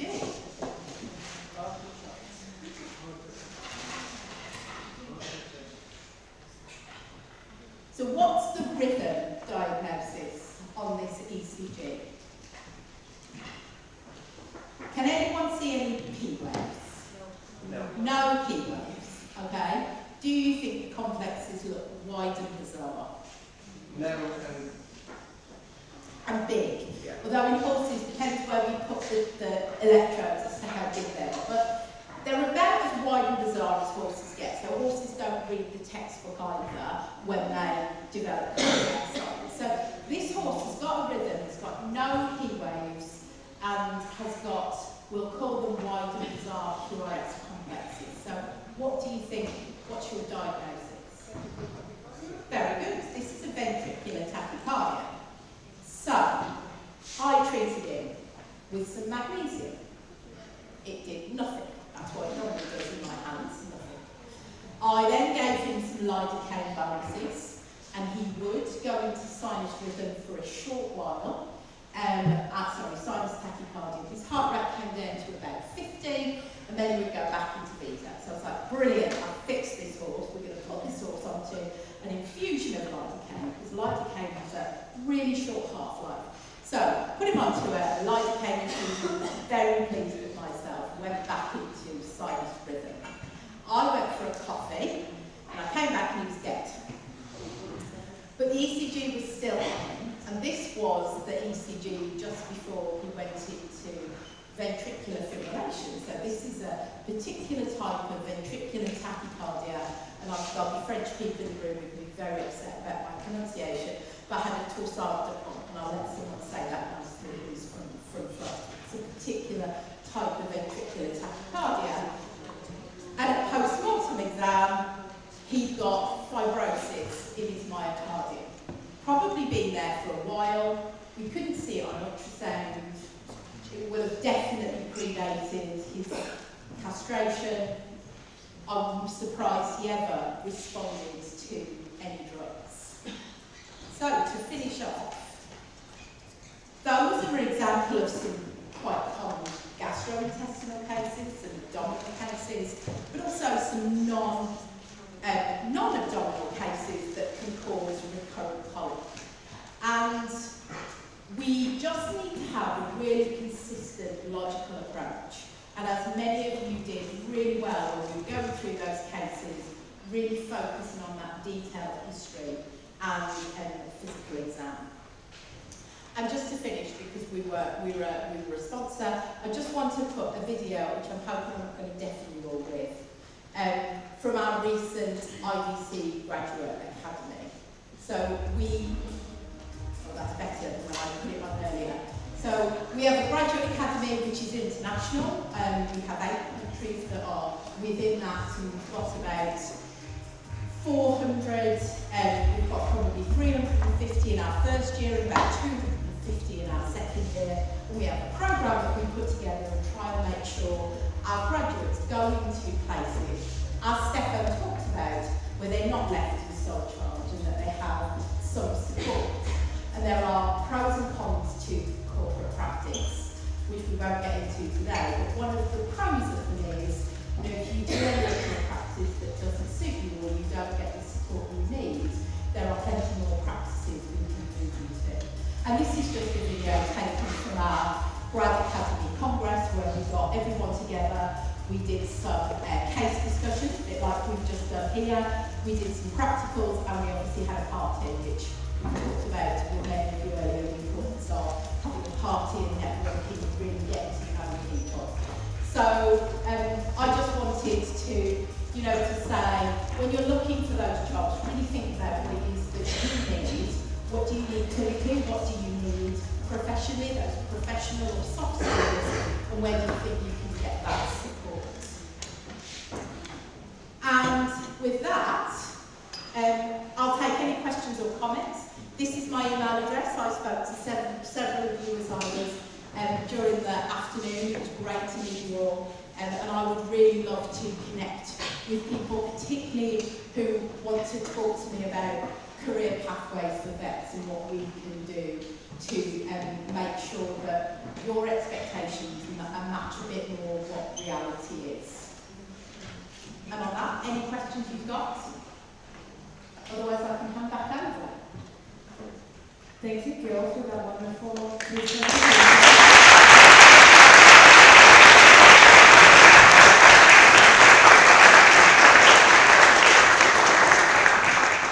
Are there any questions from the floor? All right. I'm going to move to go for a break for a couple of minutes. If you do have any questions. I'm still talking. If you still have any questions for representatives of IVSA and IVSA, do come and talk to them. So this was an equine presentation. I know IVSA also has lots of small animal clinics. And farm. And farm And animals. exotic. And exotics. They have everything. So if you're not an equine person, you don't have to be afraid to come speak to them about all the other stuff. All right, the chair will now entertain a motion to go into a 5-minute recess. That's fine. Sorry, Yuri, for making you walk. Zes van de IVSA in the Netherlands, binnen 14, I so move. Any discussion? Any objections? We're at recess, 5 minutes.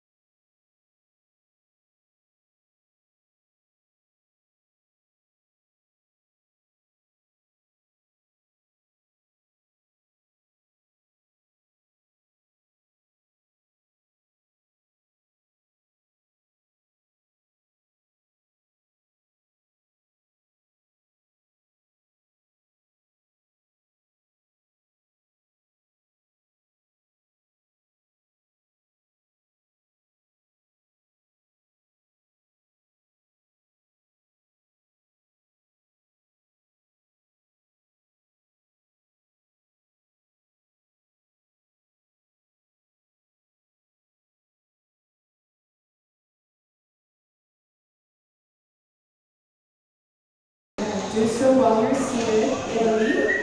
Italia. That's, you guys are in the next section. Please take your seats.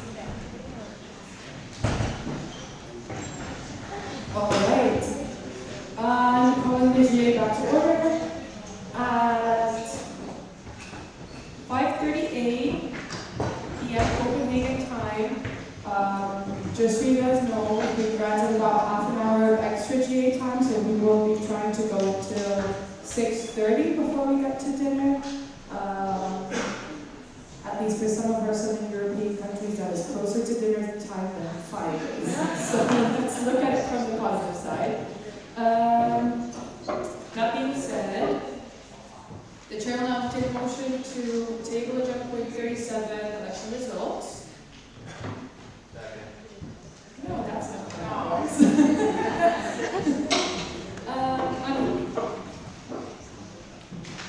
I have that.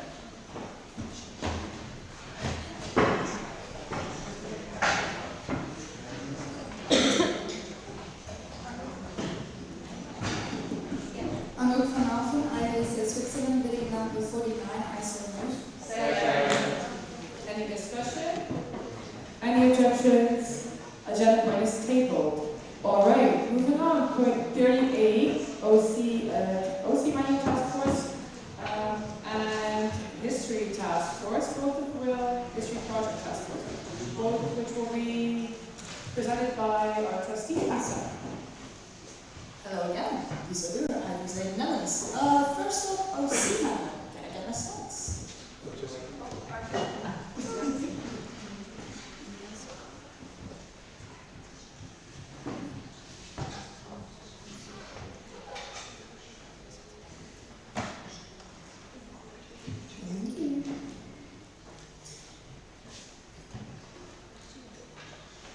There we go, OC Manual Task Force, why not update? That sounds promising. So, first off, what is an OC Manual? Basically, as you can see in the front of this, there's a lot of stuff that needs to be arranged, needs to be done, and decided to create a manual on that. So basically collecting input from all the people that have been OC in the past 4 or 5 years, we've collected their input and created a manual.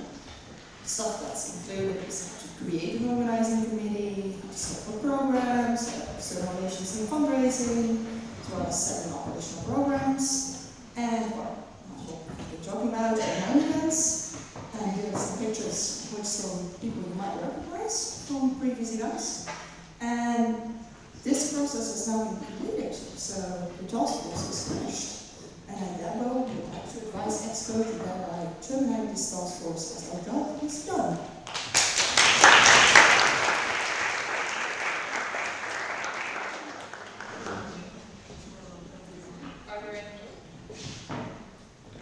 Are there any questions? Oh, James. James Caligari, IVSA EXCO. I move to terminate the OC Manual Task Force. Any discussion on terminating the OC Manual Task Force? Any objections? Seeing none, task force is terminated.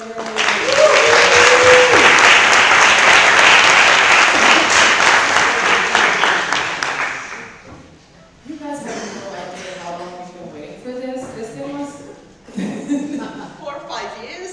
I was a part of this task force before I came on EXCO. So that's like long ago. All right. Were there any questions for Lisa on the OC Manual Task Force? Okay.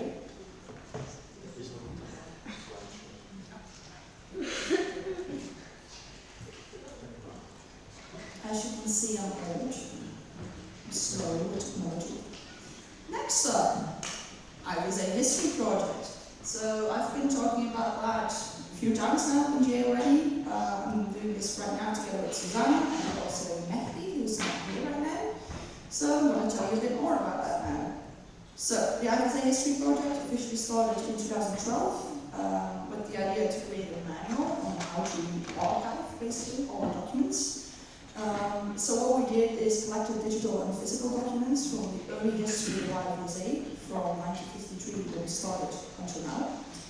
And we started to digitize these old documents in the winter of 2020, which I was there. We had 12 boxes in the Netherlands full of papers, record tapes, and literally just handwritten notes from past IVSAs. So we started to scan all of that, very fun job, and now we started to actually archive those digitally.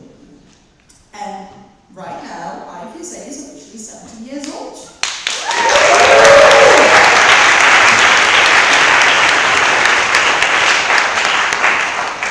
So to celebrate that, we decided that we should probably do a bit more with our IVSA history, and you'll probably see some of our posts popping up as well on our feed, telling you about some historical facts, for example, the first female veterinarian, written a bit about, and they'll be coming up in the rest of this year as well.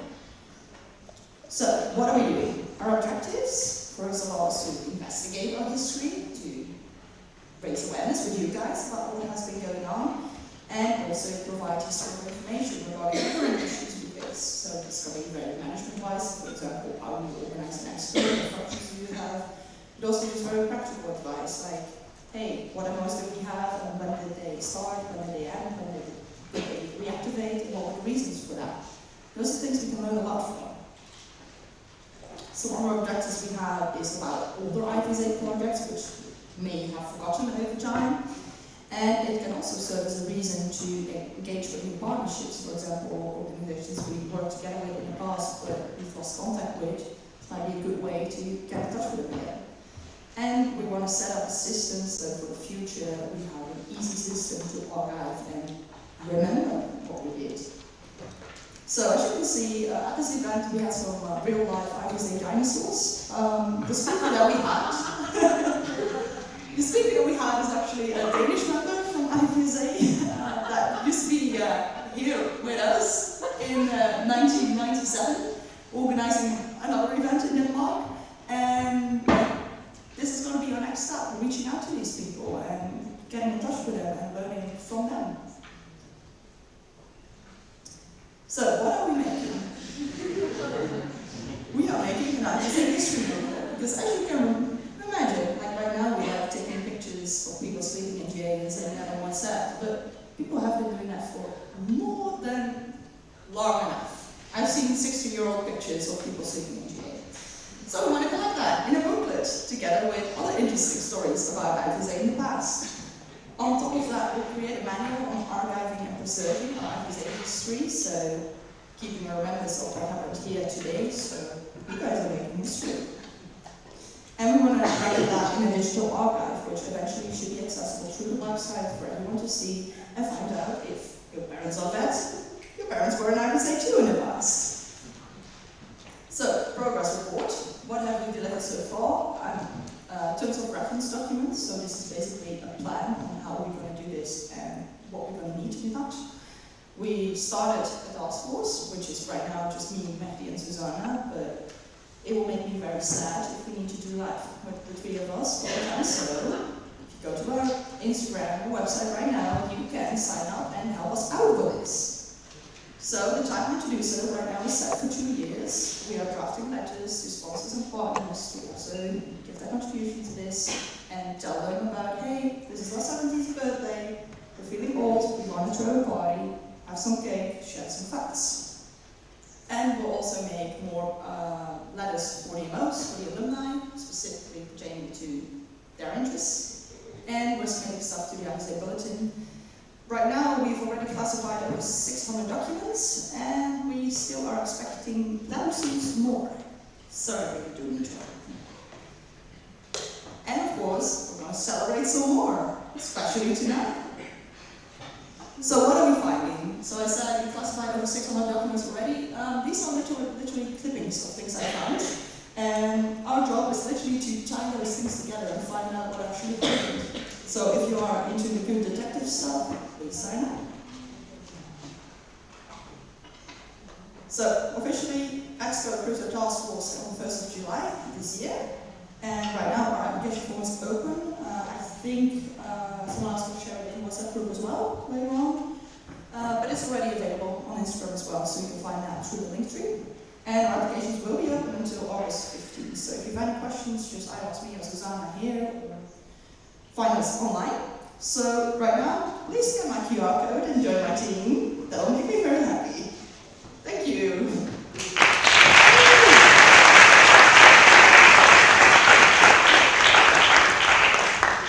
Thank you, Lisa. Are there any questions about the IVSA History Project? Okay. I still see some people scanning, so I'm going to go over for a bit. Thank you, Lisa, for your updates. And then you want to do this. I put this here. All right.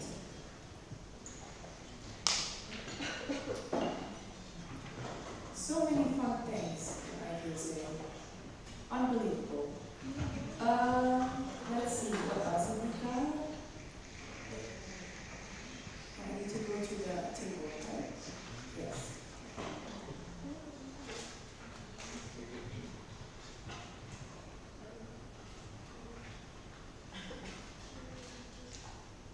We're getting there.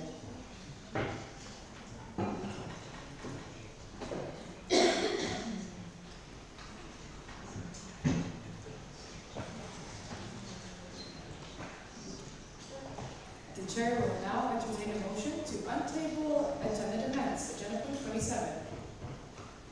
Magda Marcelo.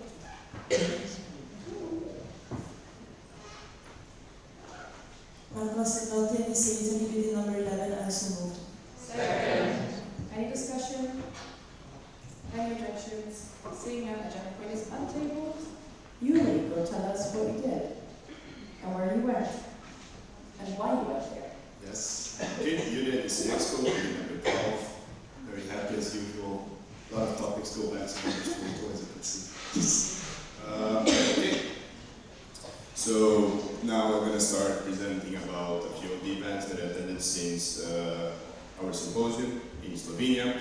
To start with the General Assembly of EVE, that's the funds here with us. They happened between the 8th of June and the 8th and 10th of June in Leipzig, Germany.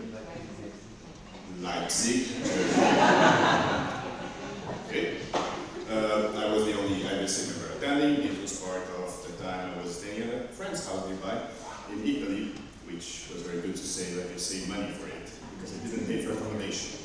So, the event itself lasted 2 days. I arrived 1 day before there to attend also as invited dinner with a few of the delegates that were there and a few of the activities that we did. So during the event, more specifically during the meeting, I had the opportunity to talk a lot with the current dean of the university in Sweden regarding the engagement of IVSA there and ways that the university could support them so that members could be more active and participate more, which would be great. As you can see, Sweden is not attending this event, and although it is for the next one, they can be present. I also talked a lot with with the dean of the only university in Albania regarding their reactivation and going back to the IVSA members. They now have a fully established student body, and they already started the process of reactivating. So Albania used to be a member of IVSA. They were terminated in the past, and hopefully in Indonesia will be presenting them again. Also, I did a brief presentation at EVE regarding a few of the IVSA activities. Thank you very much for that, Stefan. And as usual, we always go to the topic about our MOU that is basically is planning to be renewed. It's all set. We just need to send and then cast the signatures. As you guys know, EVE is a valuable partner of IVSA, and we would like to continue and increase this collaboration with them. Finally, a topic that, well, we always talk as well regarding Day 1 competences. This was a main topic of discussion during the educational day at EVE, and always a topic that I push Stefan when we have some breaks to discuss a little bit about. It's a major topic that concerns us a lot. Our profession is, as you guys know, full of burnout and it's very crowded our curriculum, so this is something that is extremely important that we take some extra attentions, and was also something I quite often discuss with people when attending these events. So, that was most of what happened during EVE. Do you guys have any questions about it? I see a hand, but I don't have the mic. Yes, thank you, Jonas.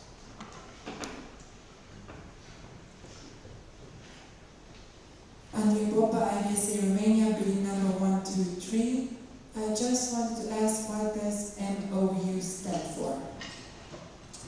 That's a very good question, thank you very much.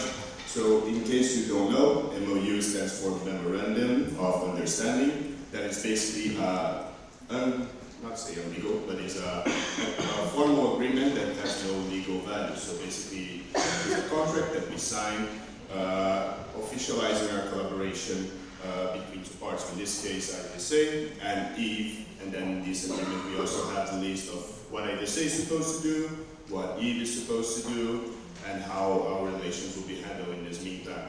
Communication, these sort of issues, and the process in case somebody wants to cancel this collaboration, which won't happen, as do go along very well. Any other questions? All right then, I will move on to the next topic. That is it. Okay, so that is WVA. So this is also another event that I attended. This was quite far from home. It's the World Veterinary Association Congress that happened in Taipei, Taiwan, between the 26th of April and 29th of April. In this event, I attended, and also the president-elect attended, and I will be explaining why there were 2 people attending this event. So, basically, this is a very important event for IVSA. A lot of our partners, a lot of our sponsors are present there, and also we have members from basically all the countries, member organizations of WVA, so it's always a good opportunity to establish relations and find ways to improve the collaborations between the national level and our units in their country. So, as usually, we discussed our relationship with WVA. We had several meetings there to start discussing the project on reopening internships opportunities, which used to be a thing in the past. So, IVSA members would have the opportunity to apply to be interns at WVA, especially if you're interested in this part of international policy making. This is something very nice. And we had one in the past. It was Lisa, who happens to be here as well. So if you're interested, you can always talk to her. The idea is to open one of these in the next year, or in 2025. They're doing some internal changes to make this viable. Also, we discussed a lot about the students' presence at WVA working groups. So WVA has some working groups on veterinary education, on animal welfare, and on One Health. They do have a 4th one that does not concern much of us. And we do have, since this term, members of IVSA that collaborate as observers and have, as observers, they do not have voting right, but they do have the opportunity to attend meetings, cast opinions, and also this is something that we talk a lot since we had some very positive feedbacks on how this approach enables, graduated, very experienced veterinarians to also have some inputs of the new generation. So basically, our discussion was focused on continuing this project and possibilities to even increase it to have more students present. As well, we discussed a little bit about IVSA participation at the next World Veterinary Congress, the next World Veterinary Association Congress. This is a project that we are pending a little bit on the discussion, can be started in 2025 or 2026, most likely in 2026, since the one that's happening next year in South Africa is already everything done, and the one in the US in 2025, they are also already very organized on this matter, so we believe that 2026 will be the ideal scenario for it to start this collaboration. Also, at WVA, we had our initial talk with collaborating the Equine Network with the Federation of European Equine Veterinary Associations, FIVA, on having a formal collaboration with them, and also the students joining their working groups as potential scholarship and ambassador programs. I will be mentioning this in next reports because I did follow up with them on this matter. And we started also discussing with the Pan American Veterinary Association, so PANVET, about officializing relations and how this could improve our relationship with the Americas region. I I also will bring this back because I did meet with them afterwards. During this event, WOA was present and we discussed a lot. More specifically, WOA's Asian headquarters was present. We discussed a lot on how to bring a closer approach with them, which is already something that is in practice with the regional representative. They are in touch with the regional headquarters, and we do have goals on expanding this collaboration also to the other headquarters in Europe, Middle East, Africa, and also in the Americas. Again, they use a different separation of headquarters than we do, but we will do our best to schedule as needed. Finally, FAVA was, of course, the Federation of Asia Veterinary Associations was there present. We discussed as well, is of IVSA interest to have relations with all these regional veterinary associations, as we do with FEE, for example, and AVMA. We do want to increase this relationship with them, and they also have the same interest. At this event, we were also invited to attend the FAVA Congress that is happening in Malaysia in October, and also discuss on the providing of a grant so that our representative will also have some funding beside IVSA fundings from FAVA on this attendance, which is also very good. And other general projects that we definitely try to, if we send a delegate, of course, this comes to the next president, further discuss this with them there. And of course, one of my favorite projects, we talk a lot with WVA regarding the Global Students Award, that is basically the awards that the World Veterinary Association hosts, and now we're going to have a whole dedication award for veterinary students, which IVSA will be the main leader of this matter. So basically, all IVSA members will be allowed to participate. This is a joint collaboration with WVA and SIVA that supports them on this matter. And we will actually tomorrow have a bigger talk about this, and you'll get to know more. So for now, just spoilers. So, and then the reason why we sent 2 delegates to Taiwan, we also were invited to give 2 lectures at the World One Health Summit that happened inside the World Veterinary Association. That's therefore the only person we did have space in the budget. Inside the partners travel was actually the president-elect. So we gave 2 lectures there that were actually very interesting and generated a lot of discussion, which was great. One on the perspective, the students' perspective on One Health and One Welfare, and the other one on the students' perspective on the shortage of veterinarians. That again also goes very much along with what was previously talking at Eve regarding day 1 conferences. And that's it regarding the WVAC. You guys have any questions about it? All right. So I'm going to move to the next topic, that is WOA Emergency Management Conference. So this event is a little bit different from all the other ones that we were talking. This is actually something I'm very happy that we were able to send someone because it reinforced a little bit our growth and our relationship with WOA, because this event is actually not a partner event, it's something very focused on the educational level. So exactly, it happened between the 3rd of April and the 5th of April in Paris, France, at this location I cannot pronounce, I'm very sorry, but it's where also all the OA events are hosted. For this event, 2 trustee members, Anya and Lauren, attended. Again, this was an event more focused on the educational level. WOA invited us with they give us the tickets, and since this was not something focused on the benefit of IVSA, but we did have the tickets, we just opened for members that were interested in attending. Those were the only 2 members that were actually interested, and all the expenses, well, of course, they would cover by them, not IVSA. However, the complimentary ticket was given to them, and since they were there with tickets from IVSA, we're going to report this to you. So, as I said, it was an event very focused in the afterwards of the pandemic. So, right now, this is a topic that is very much in the spotlight regarding emergency management, and they had a lot of webinars, workshops on this matter. But, as usual, I invented that much important people, and with 2 very experienced members of IVSA attendance, they did a lot of networking on our behalf, a lot of partners were there, but no official business was conducted, since they do not, well, they were just there representing IVSA, they were there on the matter of the educational part and not on conducting official business for us, but we still thought it was nice to report to you a little bit of their attendance and the fact that these such opportunities should pop up. We cannot unfortunately open a call for members all over the world, but we do that for all of our officials and team members. Any questions on this? Yes, Lisa.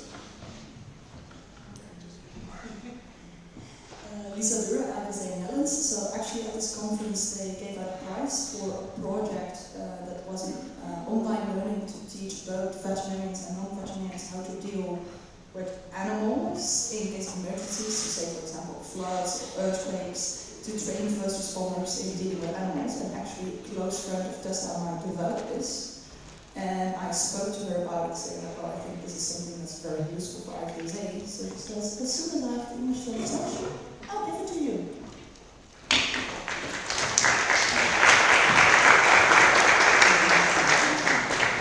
Thank you very much for that. I'm looking forward to receiving this presentation and project.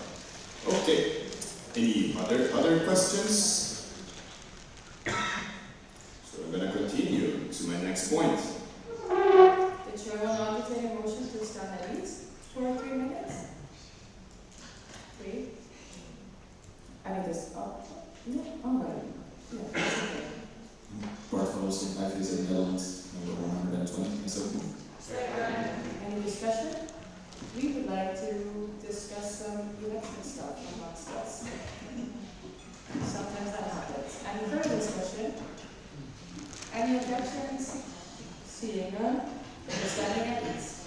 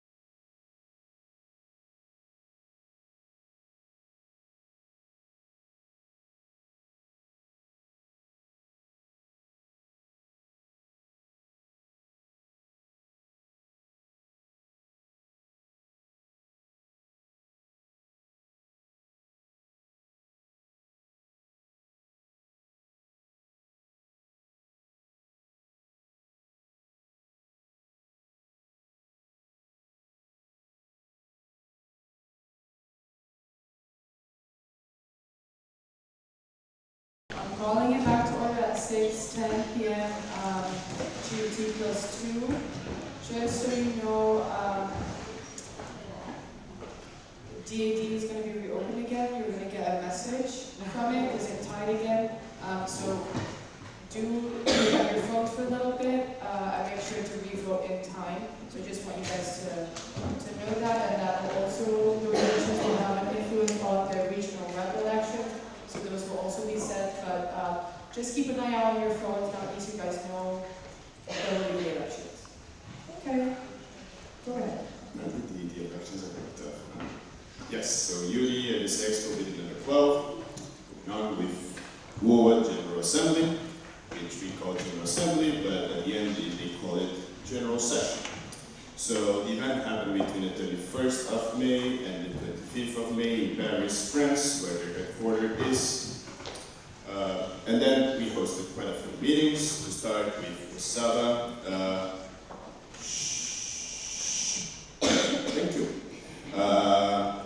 To start, we had a few meetings with Wasava regarding the arrangements of all collaborations that we hosted their Congress in Lisbon. That is going to happen like in September. So, basic preparation, as you guys know, or don't know, if you don't remember now, IVSA do have a whole delegation to attend this event to support the organization.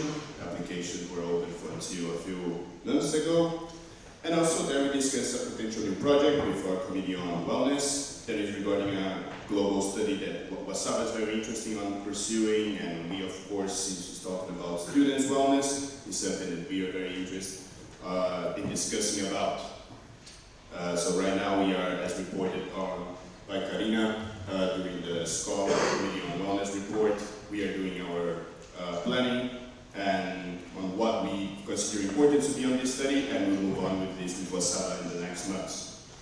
There as well, we meet again with WVA, this time with SIVA as well, because SIVA's headquarters is also in Paris. There we discussed a lot about the Global Students Award that I mentioned in the previous presentation, fix a little bit the structure, how it's going to work, and also about the student scholarships. That is a project that will go along with the Students Award.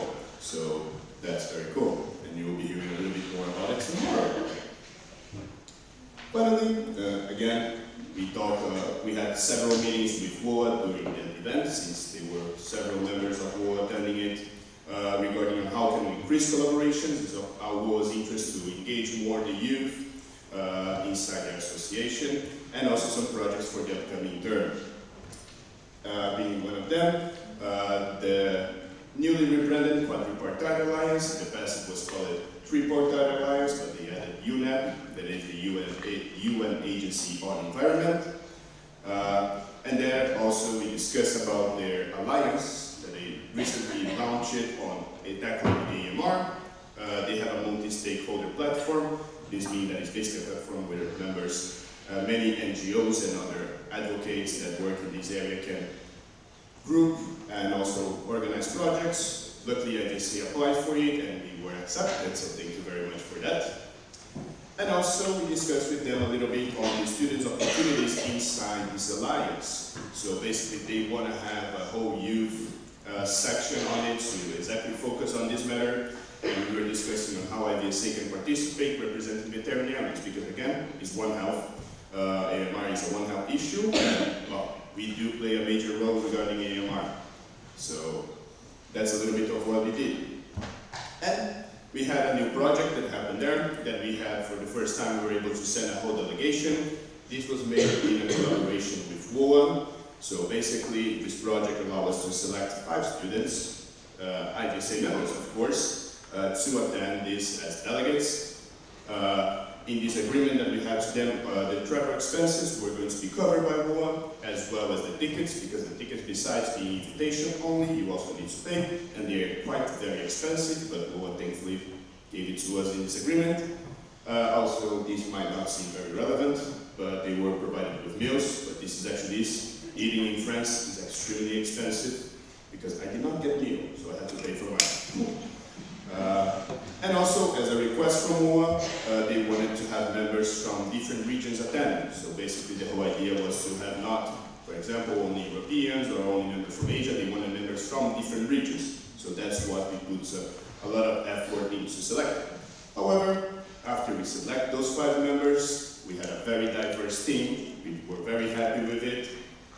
visa situation got in the way. 3 of the selected students got their visa denied, which was something that got everybody unexpected because besides having a letter from IVSA, they also had an official letter signed by WOA. And well, this surprised everyone. WOA used their diplomacy department, but we were unable to revert this decision in time. So we actually had to select 2 members from the waiting list. Again, we're only 2 because we were unable to secure a 3rd person since the timeline was a little bit short. And we at the end ended up with 4 students attending. It's still something very good. It's still something we were very happy about, although it was not the ideal scenario. And then finally, WOA was very, very happy about this project. They really liked the students' participation, the engagement, talking, and networking that happened during this event. And they also confirmed right there, and in a few follow-up meetings, renewals. So for the next year, we're going to have it again. This opportunity for you guys to apply. So watch out for social media and our website because the application will open there soon. And also how we can improve. So have not only the attending but more activities. And Seth will be discussing a lot on this. They want to have the educational part that happens the last 2.5 days, so half of the event. They want to have a whole panel of discussion focused on the students or students being discussing this matter with matters of their choice with world-renowned professionals in the area. So if you are into public health, I think it would be very cool for you to put in your CV that you were a panelist at the WOA General Session. This is usually something that goes very well. So that's basically what happened during WOA. Are there any questions about this? All right, so let's go to the next one. That is FE GA2. And it's GA2 because they host 2 general assemblies, as we do now. This second one happened on this semester between the 15th of July and the 17th of July in Czech Republic. I cannot pronounce the name of the city, so I'm not right, very sorry. For this event, we had 2 members attending, so me and the European regional representative, Matteo. And now that's the reason also why we do have 2 members attending. IVSA takes part at the European Veterinarians in Education, Research and Industry group, called EVRI, because it's nice, where we give a presentation about IVSA activities and also about students' challenge regarding traveling to other countries to do internships and exchanges. This is mainly what was the topic of discussion during every General Assembly. At the same time, it was also happening the General Assembly of UEVP, the Union of the European Veterinary Practitioners. That's why we need 2 members. In this one, Matteo was present, and he was the one handling the conversations that were happening there. Also, on this matter, on this event, we also meet with FIVA, the Federation of European Equine Veterinary Associations, and we discuss a little bit more what we start talking about at WVA regarding the collaboration with Student Network, which right now is being put on paper so that we can move along with unofficial relationships and start having some students joining their working groups. Finally, we had a meeting about a joint project between IVSA, FVE, FECAVA, and Zoetis regarding the creation of a mental health working group in which they would like to have 3 IVSA members from Europe participating on this working group, which we already opened a call and selected 3 members. Thank you very much all of you that applied. Also, we did talk about the Scope Event Talks. That is a joint project that especially EVRI is being very active in supporting us with speakers for it. And finally, on the last day of it, we did have a whole panel of discussions regarding AMR challenges in which IVSA also participated. Then we have a whole second slide for Matteo to actually talk about what he presented at UEVP, and I'm giving this short time, he's speaking a lot of things, so he had time to reach here.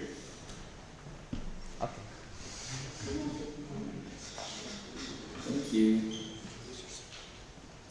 Matteo Cardinale, IVSA Italy, so thank you for the floor. As the previous speaker mentioned, mentioned, I was invited to give a presentation during the General Assembly of the UEPP. The topic of the presentation was, are veterinary students ready for consultation practice? And the whole presentation, the main focus of this presentation was on communication skills, and so basically I focused on improving the teaching of communication skills in European vet schools. And that's all about the FE General Assembly. Thank you.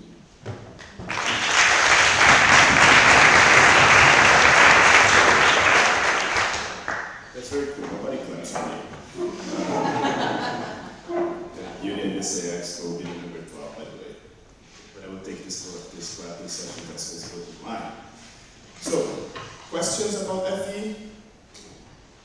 Alright, so let's move on to AVMA convention. Alright, again me. I was there right before coming here. So it happened between the 12th of July and the 18th of July in Denver, USA. So basically a little bit of what I did there. I gave a brief presentation at the AVMA House of Delegates. As usual, we do collaborate with them. So we do have a speaking session at the House of Delegates, is how they call their General Assembly. Also, I did have the opportunity to speak, to present for IVSA USA during the SAFNA meeting, right in the beginning, in a breakfast session, very nice. Lauren for IVSA USA was there, thank you very much for the invitation, as well as Vivian Lee, the current EO of IVSA USA. During that, we also talked a lot with CVA. CVA, in case you don't know, is the Commonwealth Veterinary Association. They work with all the Commonwealth countries. This is a follow-up from the previous AVMA meeting when we also met with them and started discussing a collaboration. Luckily, there we also got the green light from our external relations officer and their external relations officer on having a project. And soon, in the upcoming months, we will also be promoting one of the activities that they have regarding an AC competition that I can show you will be very interested about. Again, we met with Wasava because they are always there, and we always like to speak with our partners. So we discussed a lot about the study on the global study, the developments on the global study on student wellness, basically on our planning, how is it going, and what would be our next steps there after we finalize this.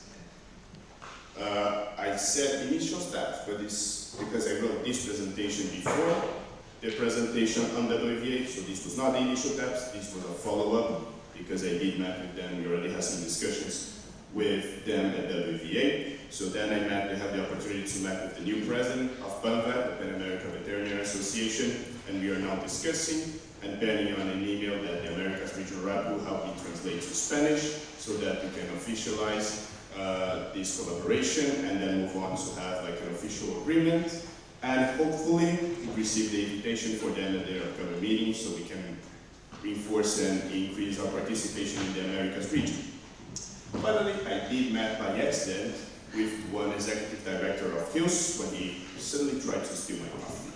Yeah, just kidding. Kind of. But then we discussed a lot, so Hills in the past was a big sponsor of IVSA, so this was actually a very nice opportunity. We had to meet and discuss a little bit and exchange contact on how Hills and IVSA can go back to work together. And that was it regarding the AVMA convention. Do you guys have any questions about it? Okay, so let's move on to the CAVA Council meeting.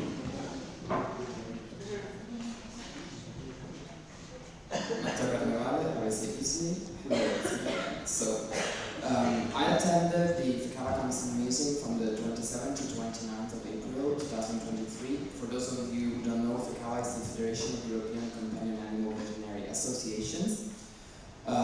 So during this council meeting, we had the meetings of the FICAVA working groups in 2 different days, and then on the last day we had the actual council meetings of FICAVA. I attended the meetings of the working group on the award working groups, where we discussed mostly the IVSA Evidencia and Ficava scholarship, for which I would like to thank the IVSA Evidencia. I then attended the meeting of the Mental Health and Wellbeing Working Group, where I presented the scope projects and talked about future collaborations. And finally, I attended the meeting of the Animal Welfare Working Group, during which we discussed the need to implement EU regulations on companion animal welfare. Finally, on the last day, on the 13th, I attended the Ficava Council meeting. All Ficava directors and board members gathered to discuss and make decisions related to the association. And I participated by giving input from the IVSA side and reaffirming our will to strengthen our collaboration. Thank you.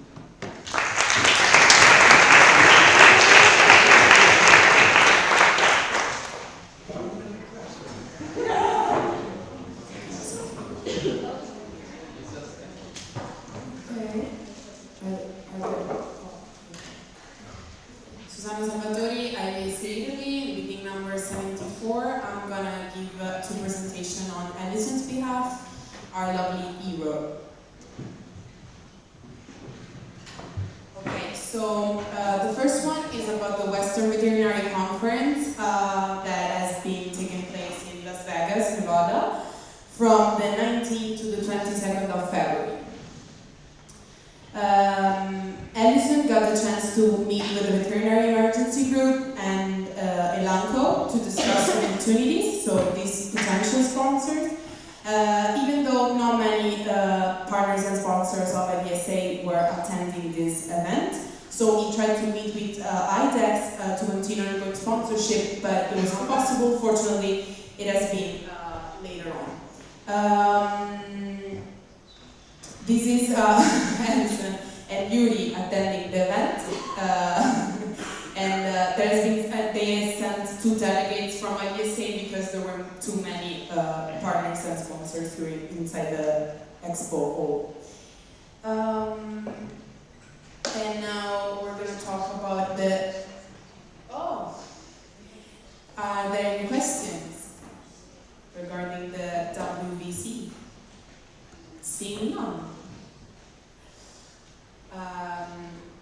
Another event he has attended as it's been the VMX 2023 that has been taking place in Orlando, Florida from the 14th of February to the 18th. VMX stands for Veterinary Meeting and Expo. So in this occasion, Allison met with Brina Institute to discuss SCOBY collaboration that has already been going on regarding especially the nutrition day, when to do it and how to develop this project. And also he got the chance to speak with current sponsors and potential one. Regarding the current sponsor, they've been talking Purina, Basava and IVSA on a potential meeting, and also Royal Canin and Plums. Regarding the potential one, he met IVS and Elanco again. Regarding the current partners, we met with NOMV, No One More Vet, and also Veterinary United. Regarding potential one, he met Astukor. So here we can see from the left Allison with a representative from No One More Vet that is already collaborating with SCA, Standing Committee on Wellness. Then we have Allison with, at the Plums stand that has already been going on, with which we already have a collaboration ongoing with SCOBY. And lastly with Veterinary United. That's all. Do you have any? No questions apparently. All right, next presentation. Matteo. It's me again. Matteo Carnevale, IVSA Italy. So, I attended the meeting of the ECCVT in Brussels on the 13th of March 2023. For those of you who don't know, the ECCVT is the European Coordinating Committee on Veterinary Training, which is composed of FVE, the Federation of Veterinarians of Europe, EVE, EBVS,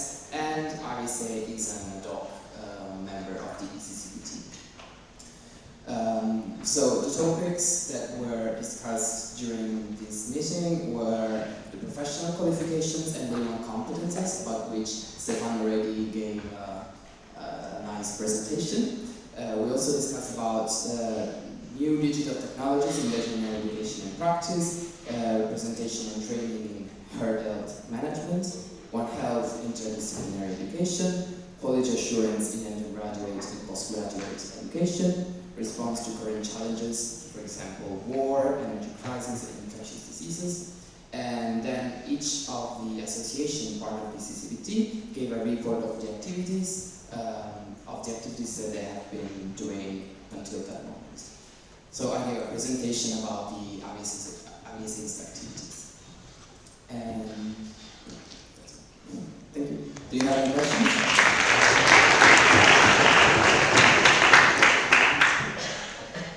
All right.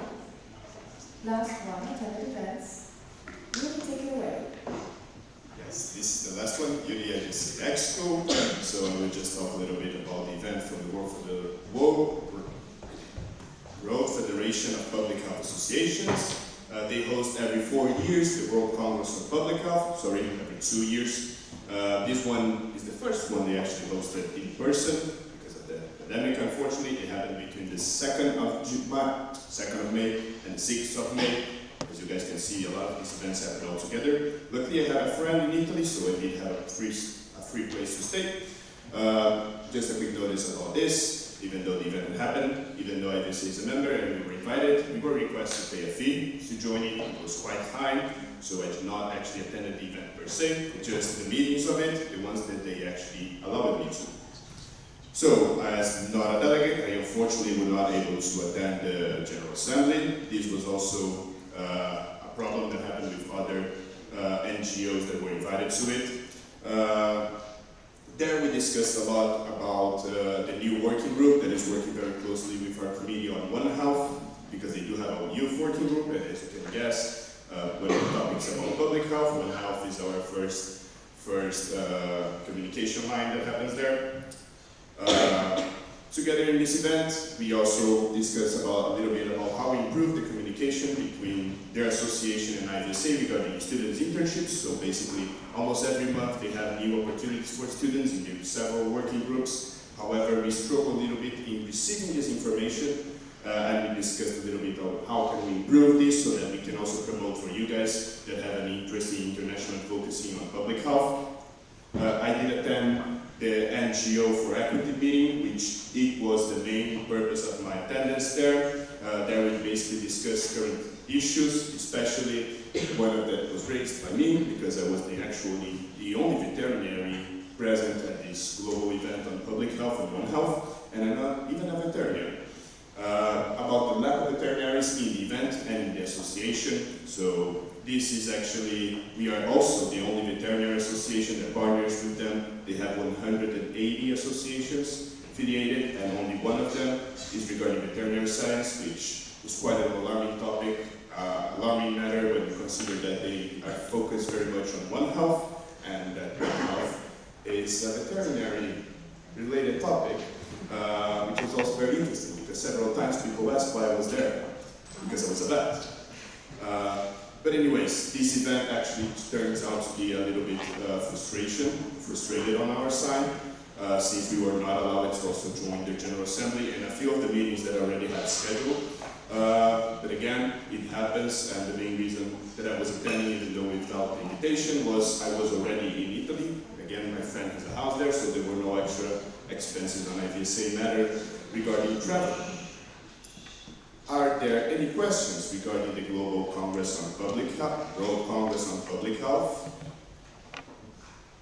Yes, there are.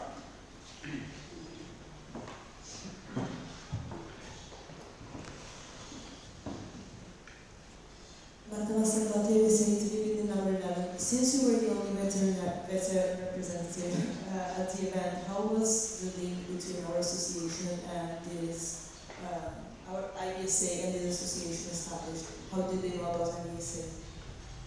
Yes, so that's a very good question. Unfortunately for this event, we were told in short notice that in order to attend the event as In the General Assembly, as a member, which we are, we need to pay the full fee of the ticket. And the full fee of the ticket for a student was 450 euros, which I consider to be quite expensive, considering that was only of our interest, of IVSA interest, just to attend that one specific meeting. And the other ones that I had intended, they could be follow-up via Google Meet, Zoom calls later on. So that's why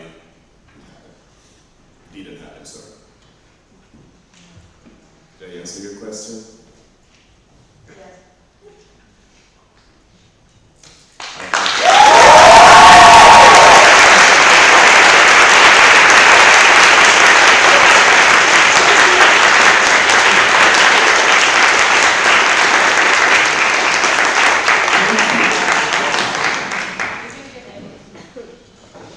I'm even giving you a standing ovation.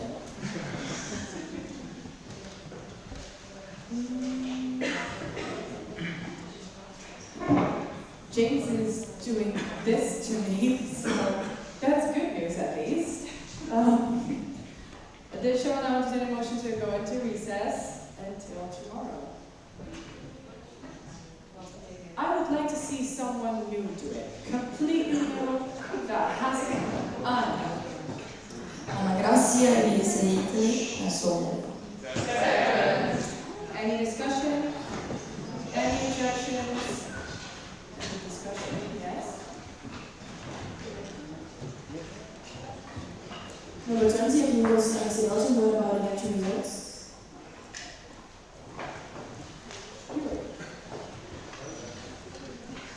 What about election